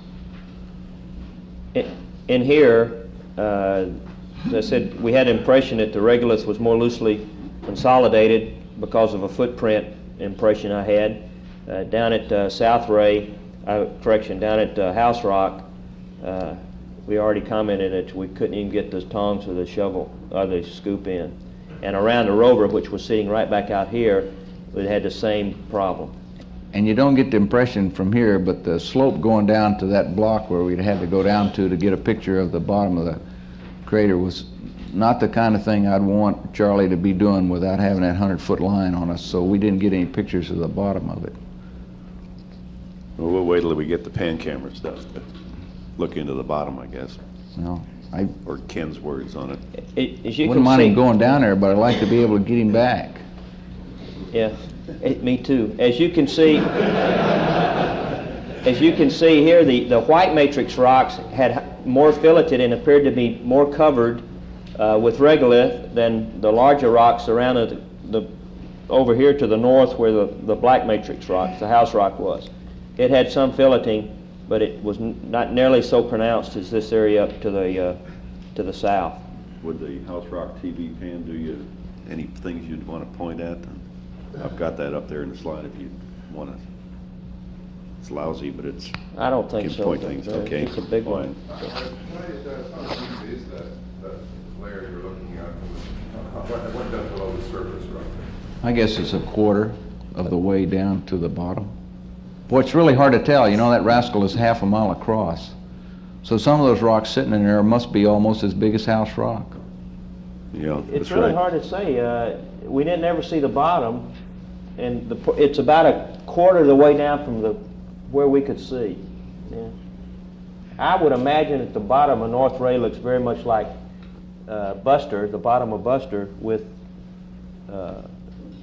bigger blocks. Yeah. Hopefully the pan camera will show that, but we never. Pre-mission photography. You had a feeling you didn't want to get close to that beauty, right in this area. There was a bench down in here that you could probably have walked out on and seen a bottom, but if you'd have fallen off, it would have spoiled your whole day.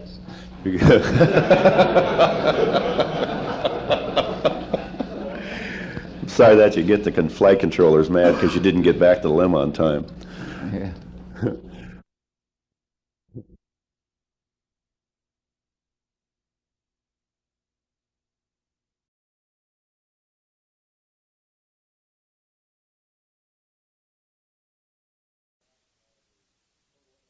Again, the areas in black are the total area covered, which we obtained from the mission, and the areas in red are the pieces which we missed due to the deletion of the plane change and the day early return.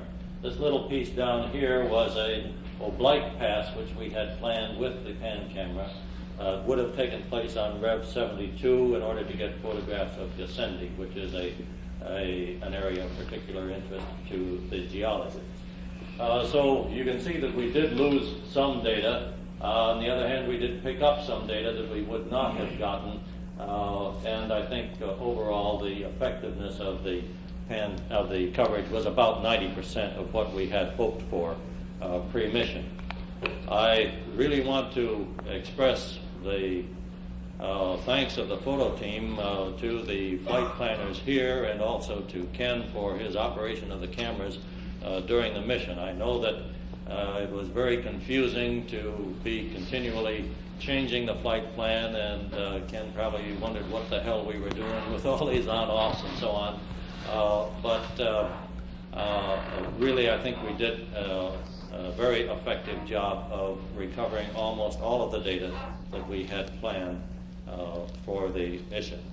May I have the next slide, please? This is a diagram showing what the Apollo 15 coverage was like. This is the planned coverage for the 16 mission, and in the dotted line is the planned coverage for the 17 mission. The only reason I show this is to indicate that the areas where we did lose data, unfortunately, are in the areas that were not covered by 15 and will not be covered by 17. So that the losses, although small, were real. May I have the next slide? Ken, during the film recovery EVA, you reported that the stellar camera glare shield was hung up on the handrail. Now, I'm not 100% clear as to exactly what that situation was. This is the stellar camera glare shield, and this is a little cover that comes down and covers that when the mapping camera is retracted. Maybe you've discussed this with the other people here at the center, but for my own information, I would like to know whether this is the cover that was hung up or this is the cover. Both of them. The shield at the forward end, that one. This one? No, the first one you looked at, yeah. That was sticking up. That was sticking up, Yeah, but the tip out here was mashed against the handrail. Mashed against the handrail out along here. Yeah, the rail isn't in this picture. The rail is not installed. It would have been along here. That's right, and this lip was up against it and bent back out of the way. I see. Well, it was not in the full extend position. It looked like it was a partial extension. Could you tell whether this was bent, whether this rail was bent, this extend rail? No, but I think we have a photo that probably tell you that. I don't remember. The end of the shield was bent. Now, whether Up that here. rail, no. Here. Yeah, in the next section of the accordion, that section was one. bent. Yeah. Now, whether that rail itself was bent, I didn't notice. The implication, of course, is that if this had happened early in the mission and this shield were bent down, we might get excessive light into the stellar camera, and our background density would be low, or would be higher than we expected. We might not see as many stars. The other indication of malfunction that we had, of course, was in the exposure control on the pan camera, and that would indicate that the pictures away from the terminator may be overexposed. That situation is also being looked at, and again, we're going to talk about it this afternoon before we actually process the film. May I have the next slide? This is the information which I have with regard to the laser altimeter operation. The first row across here is what the nominal mission would have been, and the second row is the actual results from the Apollo 16. We had planned a total of 20 hours and a few minutes of operating time. We got 14 hours and a half, so that we are down about 25% in the total operating time. This is the total revolutions in longitude that we had planned, 10.3, and we got 7.5, so again we're down about 25% in that regard. A total number of firings, 3283 and 2106, is the actual number that was recorded, so we are down nearly 30% in the total number of firings. Also, the number of valid elevation readings that we got was appreciably less than the total number of firings, so that the actual mission in terms of altimeter observations gave us a little bit less than half of what we had actually planned. That's really not as serious a shortfall as it sounds just from the numbers, because the readings were quite well distributed throughout the mission. The general operation that we saw on the altimeter, the first several revs were completely nominal. All of the elevation readings were valid. Then it began to fall off about 75%, 65%, and down to about 60%, except on the last data pass on Rev 62, where it was only about 10% effective. Generally, what we seem to observe is that there would be one good shot, then one bad shot, then one good, one bad, and then maybe several good ones in a row. We can talk about the reason for that, but that's more appropriately covered in the systems review tomorrow. The effect that it will have on the data is simply to give us a larger spacing between data points. So far as its effect on the reduction of the photography is concerned, that's absolutely inconsequential. So far as its effect on the correlation between the tracking and gravity data and the profiles, it's a little bit more of concern. They do have a little bit more smoothing to do between the data points that they got, but essentially I don't think that it really hurts us so far as the scientific return from the mission is concerned. I would like to say just a word or so about the utilization of the photography. It has been proceeding much more slowly than I had anticipated in reducing the pictures from Apollo 15. However, the work which is being done by the ACIC in St. Louis is indicating that the photographic reduction will provide positional coordinates of features on the lunar surface with the accuracy of 10 to 12 meters in position and in elevation. And that seems to coincide very well with what we had predicted pre-mission.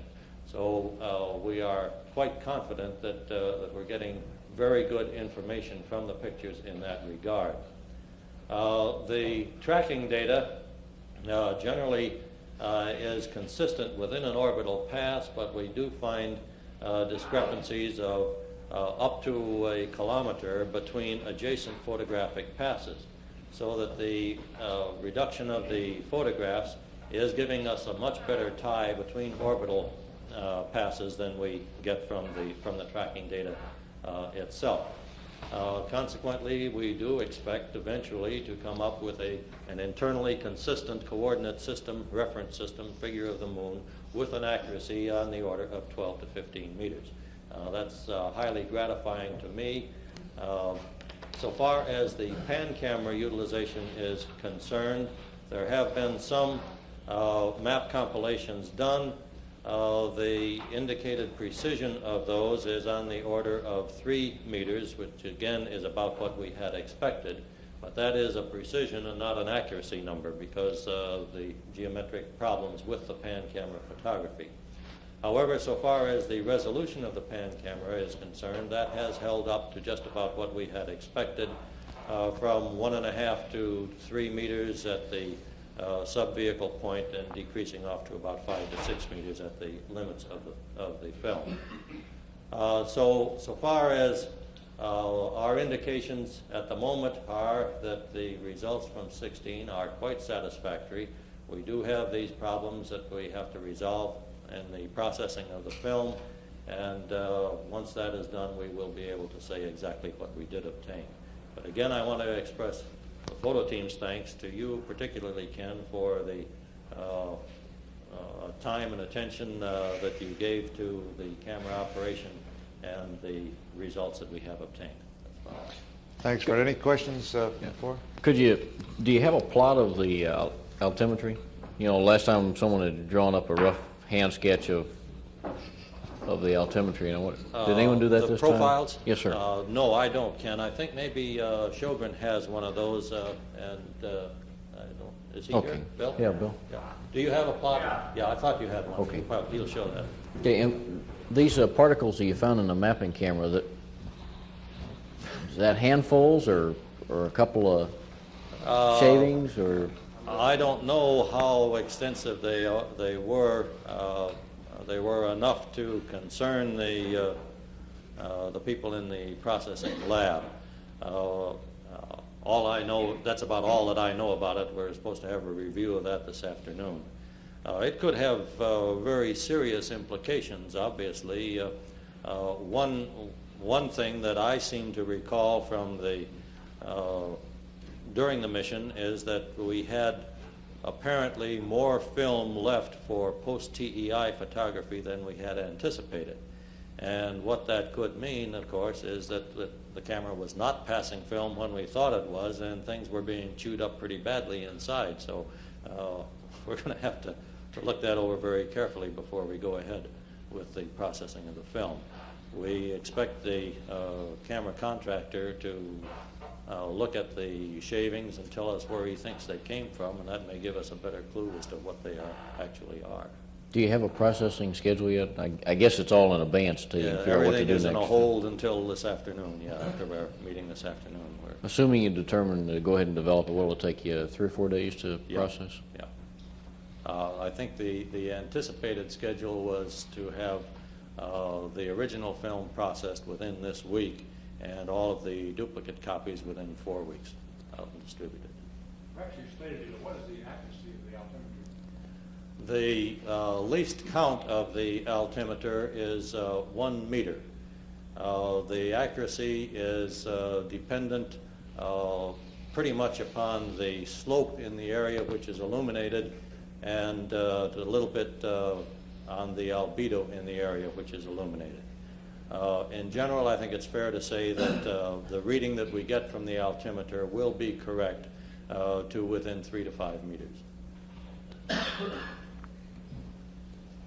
Have you figured out what to do with the pan camera for processing? Have you got a correction for the overexposure? I don't know what has been figured out. We had a group working on it last week, and they're going to give us a report right after this meeting. We'll decide what to do. Yeah, I could comment. Federal Lab has made their recommendation of broadband processing, and they think that there will be some slight loss near the terminator if they would do that. In other words, that they can handle the overexposure, but at some penalty where we have minimum light. And the question as to whether there's anything else you can say about that penalty, like cutting it up into pieces. The situation is really that near the terminator, the pictures are underexposed anyhow because we can't open the slit wide enough and so on. So the camera was wide open at the terminator, but it was open wider than it should have been when we were away from the terminator, so that the terminator pictures are a little bit underexposed. Then they become properly exposed, and after that they will be overexposed. So what we would really like, of course, is a variable processing through each photo pass, but that's probably not a feasible thing to even contemplate. Thanks, Fred. Next subject will be the particles and fields of the subsatellite, and I think Jim McCoy is going to cover that. Is he here? Yeah.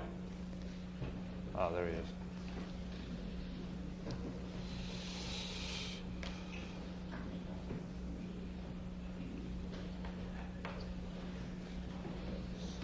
We got a mic right over there. Do we have anything at all? Yeah, they'll project it up there in the back booth if you want to. Okay. Dick, where's Baldwin? Would you get this projected up there?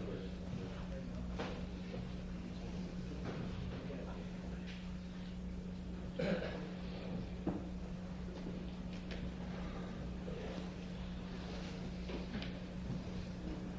guess it'll put the mic on.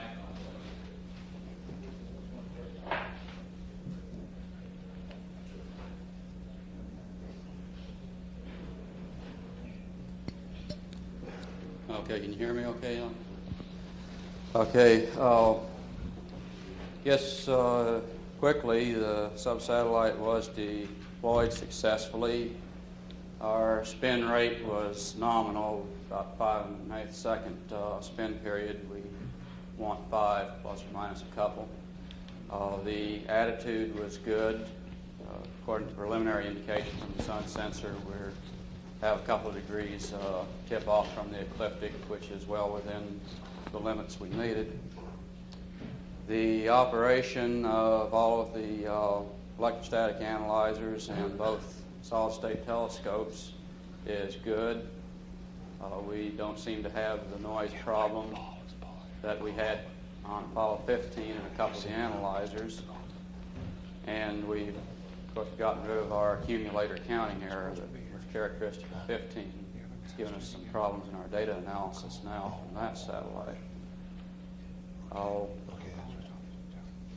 The quick look results on our first magnetotail pass indicated again the presence of these these unexpected, rather high fluxes of low energy protons, which have also been seen now with a new IMP Series I satellite, Experiment 2.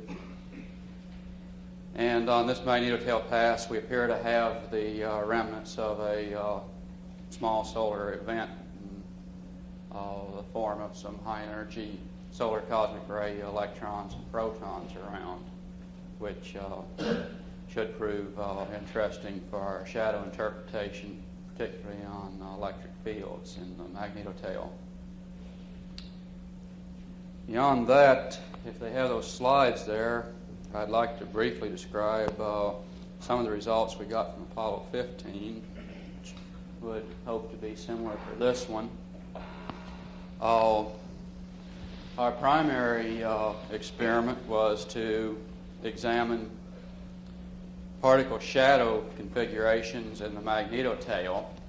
That'd be while we're passing through this region back here where we are in the Earth's magnetic field, and use that to examine the question of openness and access through the magnetotail to the magnetic field lines and ultimately to the Van Allen belts, where theory generally holds that the Van Allen radiation must somehow come in and then be trapped and accelerated. The degree of connection back here with the interplanetary field has been in quite a bit of question. And briefly stated, the Apollo 15 results indicate pretty clearly that at least most of the time at the latitudes where we passed through the tail, course we only have a couple of passes, that these field lines are in fact open out here, connect directly into the interplanetary field, and have direct access of solar cosmic ray particles. We have also observed the existence of a plasma sheet which is known to form in closer to the Earth to extend out to the moon's distance. And on at least a couple of occasions we have observed cross-tail electric fields, which are important to theoretical models accounting for aurora and for acceleration of particles into the radiation belts. An unexpected observation which we found interesting was 30 keV or thereabouts protons in very large numbers, which we observe quite frequently back in the magnetotail and also have observed outside the magnetotail in very similar fluxes. Our first feeling was that these must also be some component of the solar cosmic ray proton spectrum. They're, of course, very low energy, would be stopped by even the thinnest piece of material. But the numbers of them and the consistency of their flux densities make them very attractive as probably being indicative, quite indicative of the source that they come from and the mechanism bringing them.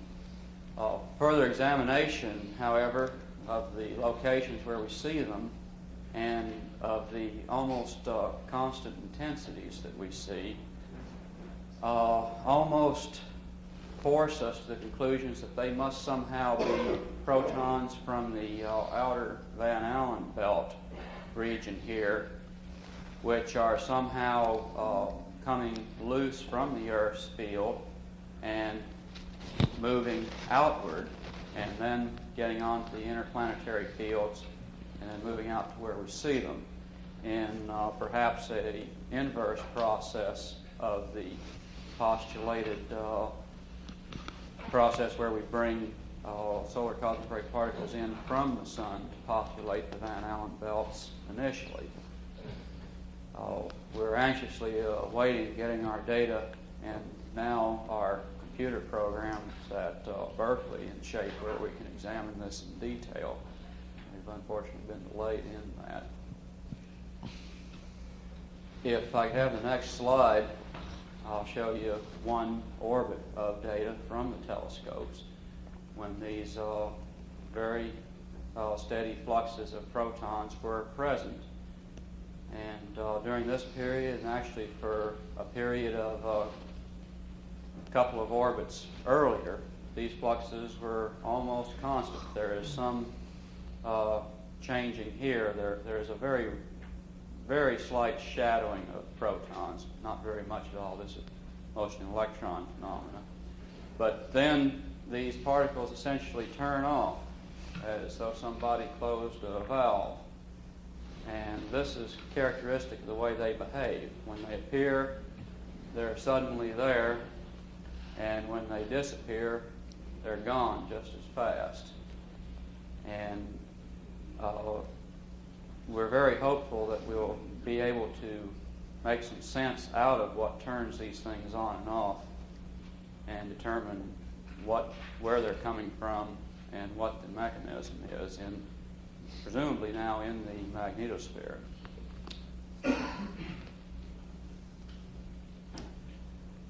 Okay, I think I'll just throw it open to any questions now.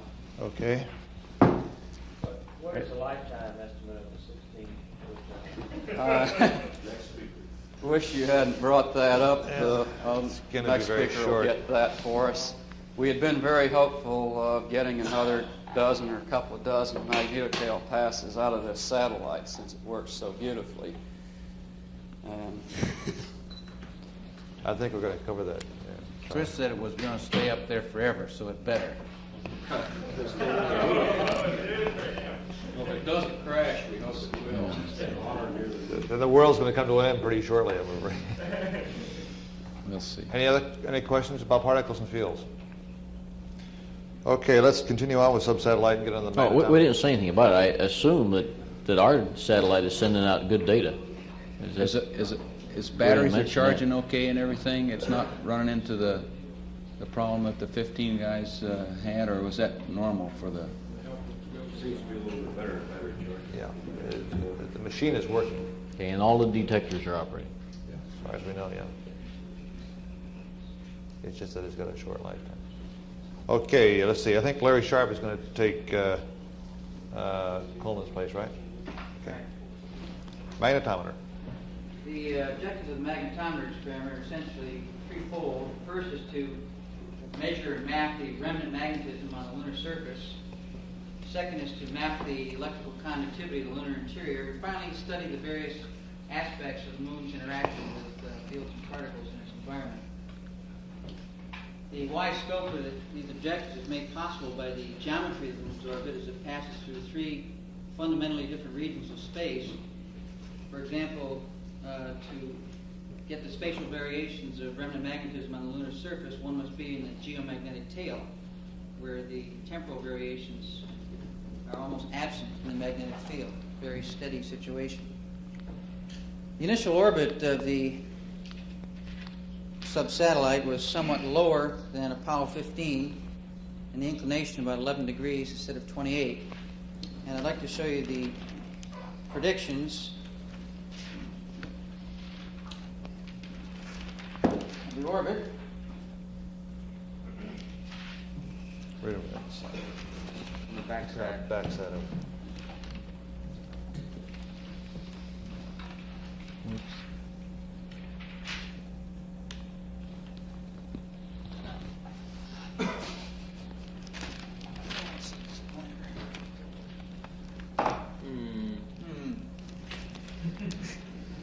Okay, we've plotted days past deployment versus the parallel altitude. Okay, we start out here in pretty good shape, about 97 kilometers, or 97 by 123, I guess. And the prediction was a very rapid drop down to 30-some. Back up in good shape. No real trouble until, here's the ground line, until about 200 days when the probability was 50-50 of a crash. Here are the error bars here. You could say the probability was maybe 1 chance in 10 of a crash here and maybe 1 chance in 5. We've updated this plot.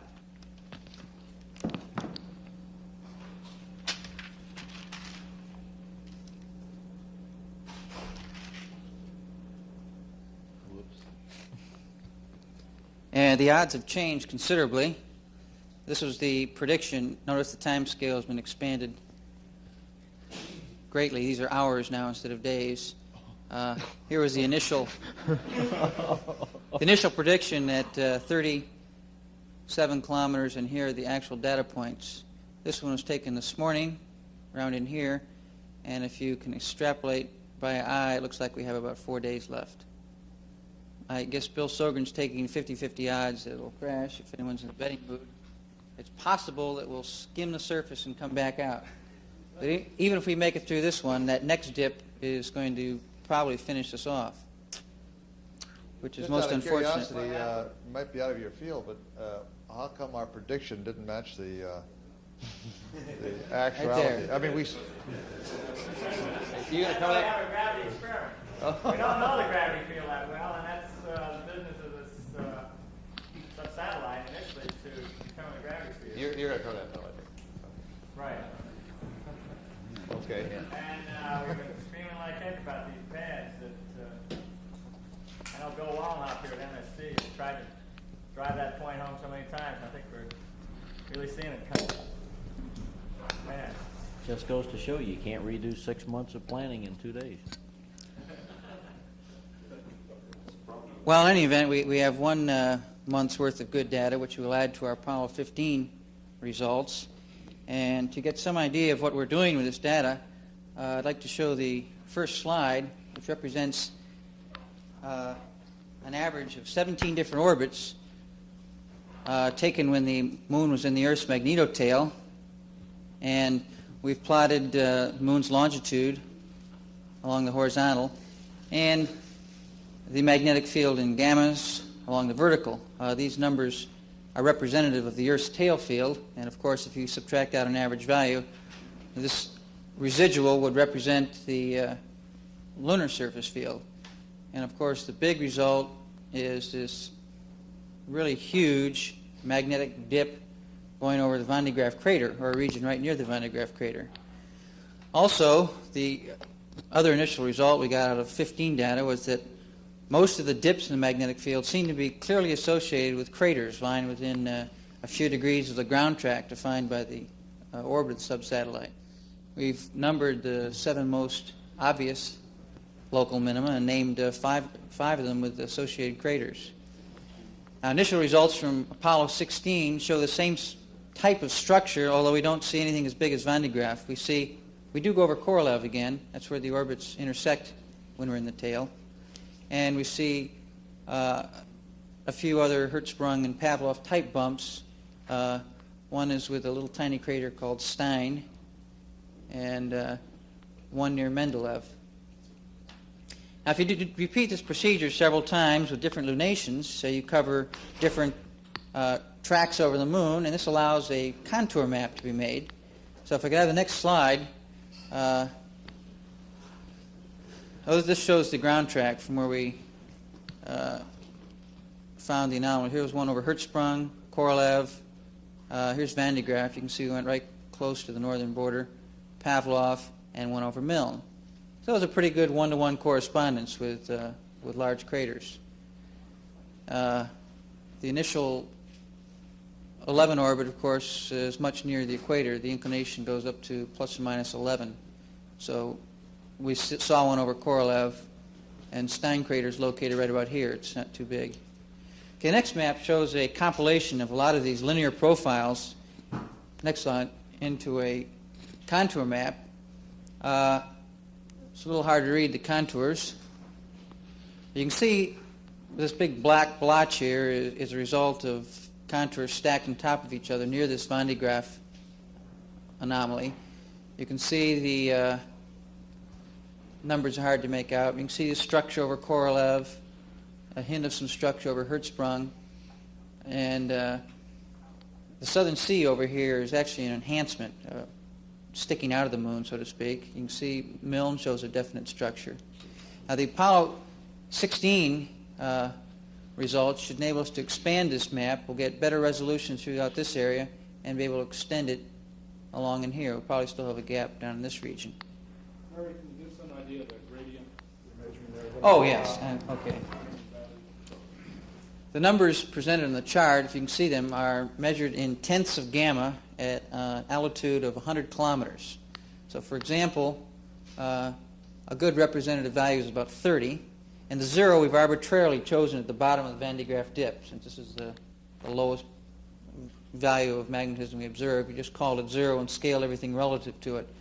So, if you're at 100 kilometers, you'll see a 3 gamma dip going over Van de Graaff on the average. Well, we were fortunate, also the near side of the moon. Does the gravity profile have any, can you correlate? I've looked at the gravity profile, and it doesn't seem to correlate at all. We don't have actually, a the laser gravity data profile correlates here. better with, there's no gravity on the backside, okay, but on the front side. Understand. It correlates pretty well with the laser data, which shows a great big hole here in the backside of the moon around Van de Graaff, and that's where we get our big hole, but I can't see any scientific justification for connecting the two results. I will add, they remind you the gamma ray. Yes, that's true. Secondary peak is also at Van de Graaff. I don't know what it means. Could be an alien star base or something. I don't know. Anyway, the next slide shows the front side of the moon, and it's upside down. The thing to contrast is the much smoother nature. Could we do a 180 on the slide, please?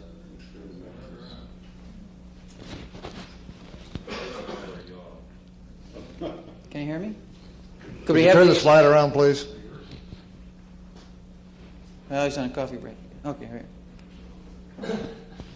Anyway, the front side of the moon is much, much smoother than the back side. The variations are, on an order of a factor of 10 smoother. We don't see very much structure at all. It's very hard to even draw contours.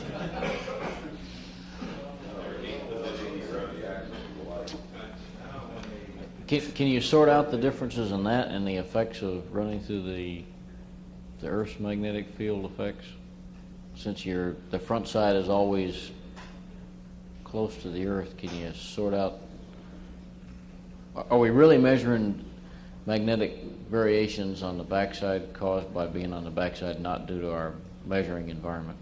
All right, the Earth's tail field is very, very constant when you're in the good section, when you're away from the neutral sheet, and that's where all this data is taken. Well, I guess we never got the front slide complete. Okay, this is a blow-up of the Van de Graaff region in an attempt to pinpoint the exact source of this large anomaly.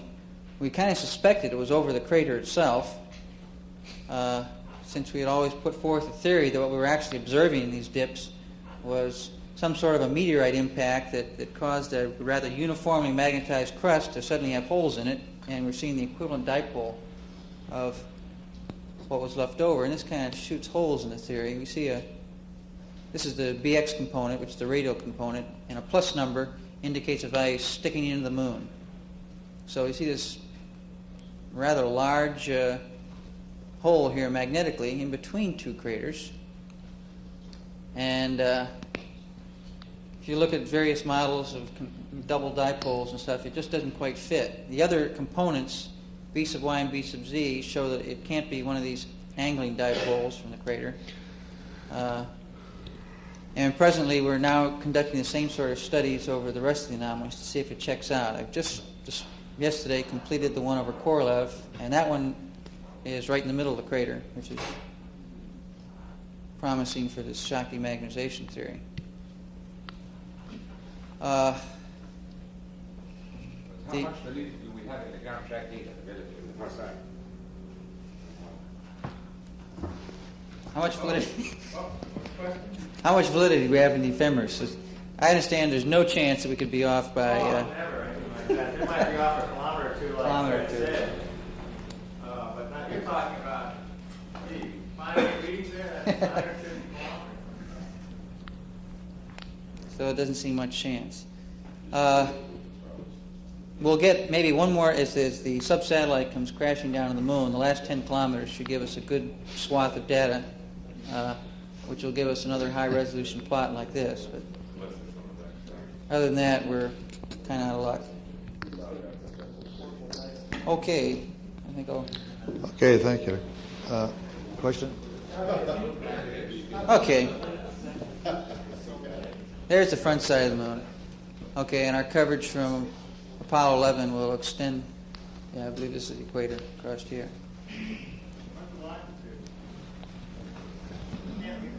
Oh, I'm sorry. Okay, this is 0 degrees. Okay, and we go from 0 to 90 east to 90 west. It's the terminator. This is the Southern Sea region, which is about the only distinctive feature on the front side per se, and even that's on the terminator. And again, these are relatively high values of magnetic field sticking out of the moon. So you might say that the Southern Sea is a highly magnetized region. Notice the 16 site is out of our coverage, as were all the Apollo landing sites. You have about a 3 gamma delta on the backside. What do you see on the front side as far as delta? Well, most of these values are about 30, 28, 27, which means they're all 3 gamma higher than that 0 at Van de Graaff. So I would say the maximum plus or minus is about a half a gamma on the whole front side. Why do your anomalies elongate parallel to the track? This is a function of not having quite enough data. Instead of making physical-looking contours, we drew actual contours with the data. And obviously, if there's a little bit of offset from one orbit to the next, it's going to result in elongated contours. If we fixed this up and made some intelligent-looking guesses, they would be much more circular. Do you have a data on the Apollo 12 and the 15 and the 16 surface that data? Yes, with 12, 14, 15, yes. Yeah, how do you power it with the information of different surface? Well, you see, the surface data deals with much smaller scale size phenomena, and so there's really no one-to-one correlation. I suppose that the Apollo 12 site is supposed to was 30-some diameter, supposed to be large scale, several kilometers. Well, if we could be sure that over a region of 100 kilometers that the average field was 38 gamma, which no one would bet on, then we could make some interesting predictions about other places on the moon. But I suspect if you went down to Apollo 12 and went 100 meters away, you'd find a much different value of the magnetic field. We know it's the case. Look at Apollo 14. They went 1 kilometer and they went from 43 gamma to 103 gamma. So who's to say what's a representative value for the magnetic field in a given area? How about 15? Apollo 15, they saw a steady field of 6 plus or minus 4 gamma, which is essentially 0. But there again, behind the next boulder, probably could be 100 gamma, probably And the results on 16, I thought, were tremendous. The tremendous gradients they got between one place and another. At 313 gamma field really surprised me as far as getting the value that large. Yes? Have you seen any distinctive features about the correlate which might make you think that it was, say, a hot spot that had been discerned near the surface and the less soil covering, which would change the surface temperature at that point, which would then change the magnetic field? No, I'm not a geologist type.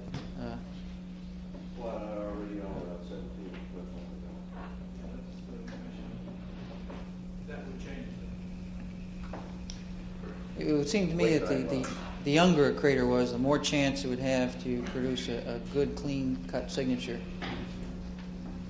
on the magnetic field data. For example, Van de Graaff itself looked like a fairly young crater because there's very few secondary craters in the bottom of it, so it looks fairly young, whereas things like Hertzsprung seem to be fairly old. They're well blotched with secondary craters. What is the distance from the center of Van de Graaff to the center of the anomaly? It's 80 kilometers from the northern rim. So from the center of Van de Graaff, it's about 130, 140 kilometers. Any other questions? Okay, thank you, Larry. And, yeah, got a question? No. Last subject will be the transponder. Bill Sogren.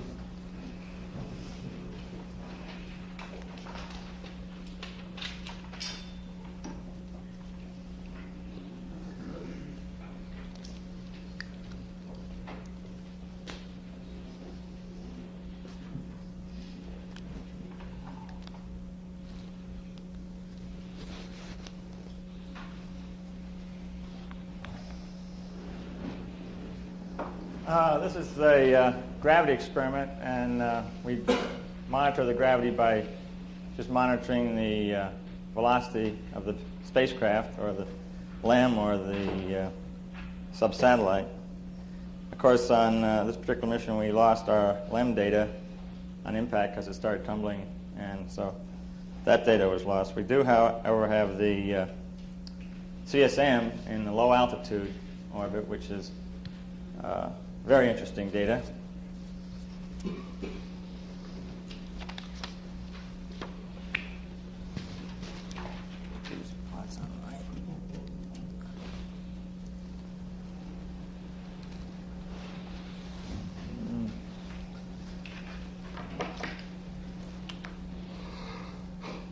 Here's the orbital track, and hopefully I can get this aligned. About like that. This profile just below it is the gravity anomaly that was detected. This line right here represents 0 gravity center, isostatic equilibrium, and anything below it, of course, that'd be negative gravity deviations. Here we are at Ptolemais going essentially over the center with the track, and we can see the large negative anomaly again, almost 100 milligals. Here we see some hyaline material where we have a a positive. Then we drop down into a relative low in between these two old craters, Hipparchus and Albategnius, and then a high in here. At this point, there's the Descartes, the landing site, and we're actually at about a 50 milligal negative anomaly in that region.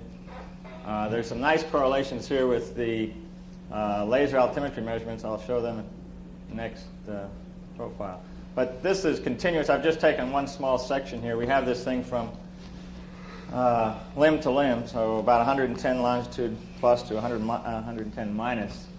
And essentially 3 revs, from rev 3 through rev 11, that's 8 revs. 8 revs of data that were pretty good. And then they started their station keeping, and the data kind of got garbaged up a lot with all the maneuvering that was going on. Let me point out one kind of interesting thing here. Notice that Ptolemais here has an anomaly much lower than Nubium, although Nubium, which is this region right in here, this Maranubium right in here, is still at about minus 50 milligals.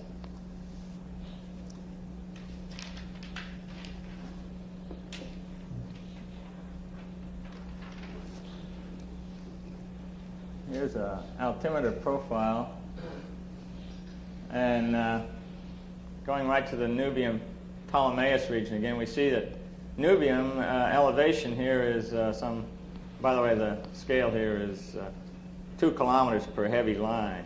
So we've dropped down here almost 2 kilometers from the floor of Ptolemais to the floor of Nubium.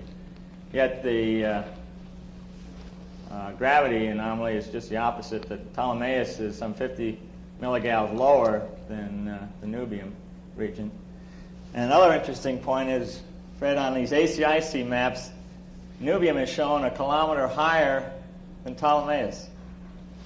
And here we are 2 kilometers lower, so we're talking about a 3 kilometer discrepancy in just that little area right there. So I think some of these guys were talking about the right thing when they said we really didn't know the altitudes too well.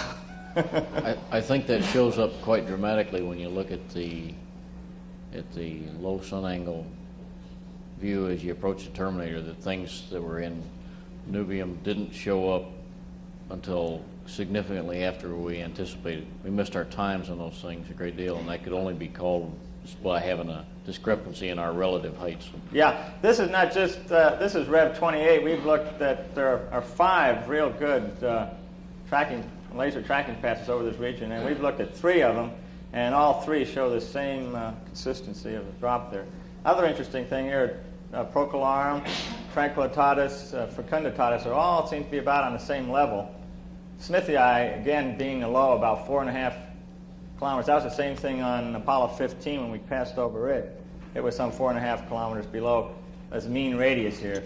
And we're still referencing this to a 1738, well, 0.1 radius off the CG.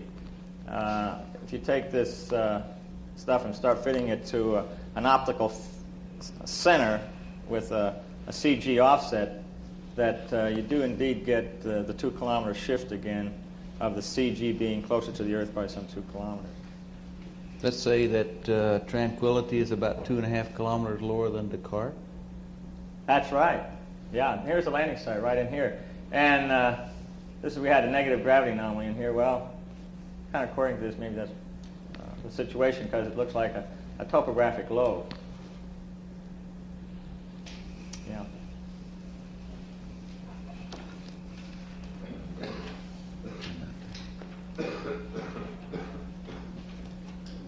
This is the backside.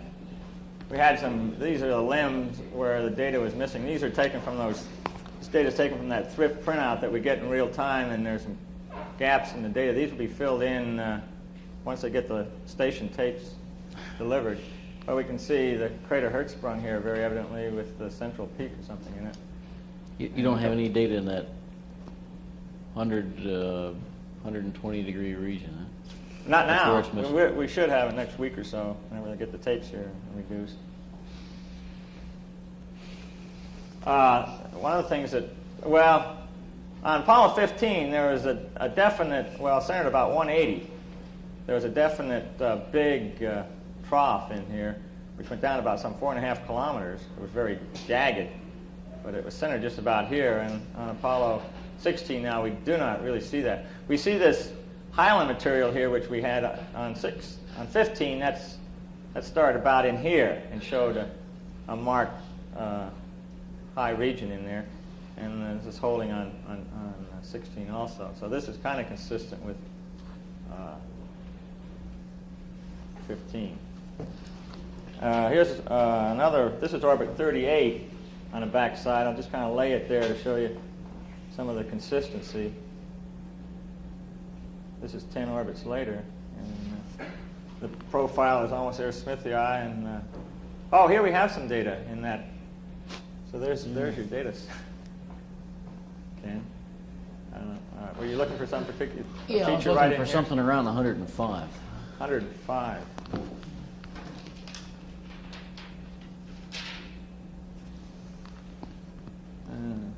Not particular. Nothing Okay. dramatic. I do have some data on the sub-satellite from Apollo 15, but I don't know if that's the time to really show it here. I think I've shown enough stuff on 16. Huh? Yeah, well, I'd like to stick to 16. Any Yeah. of the problems we have or any of the data that we got for the crew. Well, I'm very happy with all the data I've gotten on 16, and the sub-satellite on 16, like Larry mentioned just before me, it's pretty grim. Although there was an OD solution just run out about an hour ago, where the last state vector was used as the position for running out the lifetime program. In the lifetime program, if we believe that 15.8 model that we had used initially back there when we injected that thing, says that this thing should come back up. It still says it's not going to crash. But This will be a very interesting thing to watch in the next couple of days, I guess. right. That's all right, Bill. All the seismometers are up and ready. Well, it's 50. I asked Kovach about that, and I don't know whether he can speak for Latham or not, but I told him it's 50 pounds, and whether they can actually see an impact of 50 pounds. I think that's all it weighs. The central station. Let's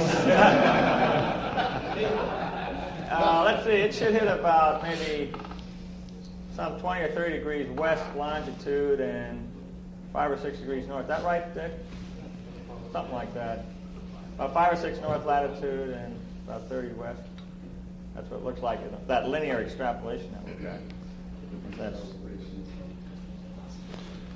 Well, thank you, Bill. Thank you, gentlemen, for attending. This concludes our scientific debrief, and I'd like to thank the crew for giving their time up to come on over to give us some information and also learn some things that would happen. Okay, let me say something for the crew. I want to commend Ken for the way that he operated the sim bay. I don't think you'll ever find a guy who's either more interested in it or more aware of what the operational problems were and who could do a better job.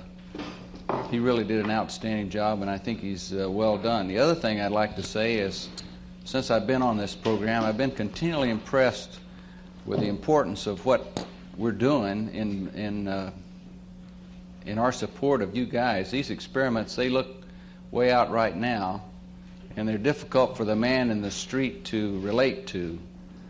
But my feeling is, from some of the things I've seen here and from the thrust of science and technology in this country, that in our lifetime, and I won't want to say when, but I imagine it's going to be a damn sight sooner than anybody even here in this room can imagine. There are going to be practical applications of some of these discoveries that have been made that will affect every one of us. And I think you're to be congratulated. The other thing is that I get out of all this that I think the United States ought to be spending 2 to 3 times the amount of money that we are spending on basic research and development and applied research and development.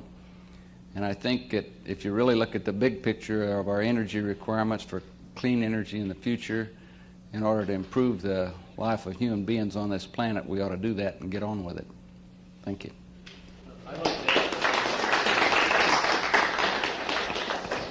During the next couple of months, we'll probably have an opportunity to talk to a lot of people that helped to have some influence or shape the pattern of our program and related programs. And I would appreciate it very much, I'm sure we all could use the data, as you find out things. We realize that you have preliminary data today, and a lot of the things are only hints and suggestions of things to come. I would personally appreciate it very much if you give us a call periodically and tell us what you found. It's too easy for us to go through here and at the end of a week or so walk off and never really know what happened and never know what kind of data came out. And I think that makes us very poor salesmen.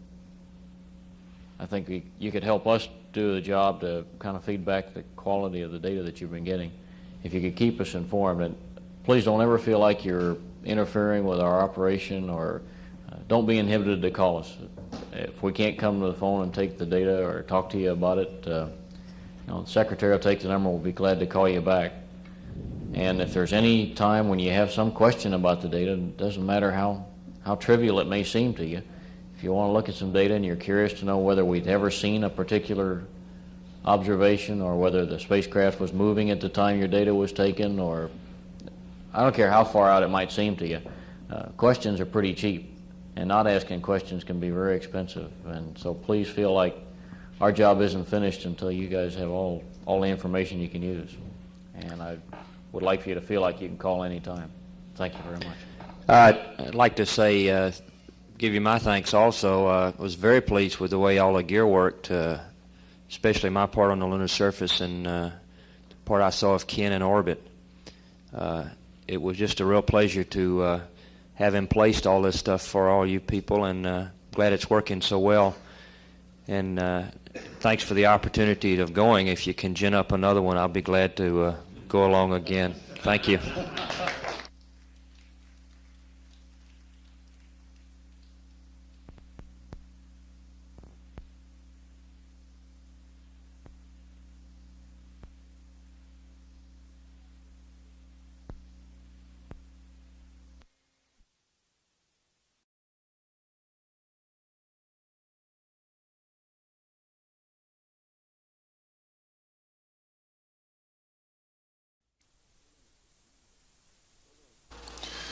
Gordo, you expressed interest at one time in unidentified flying objects, the feeling that there might be something to all these stories. Do you still feel that way?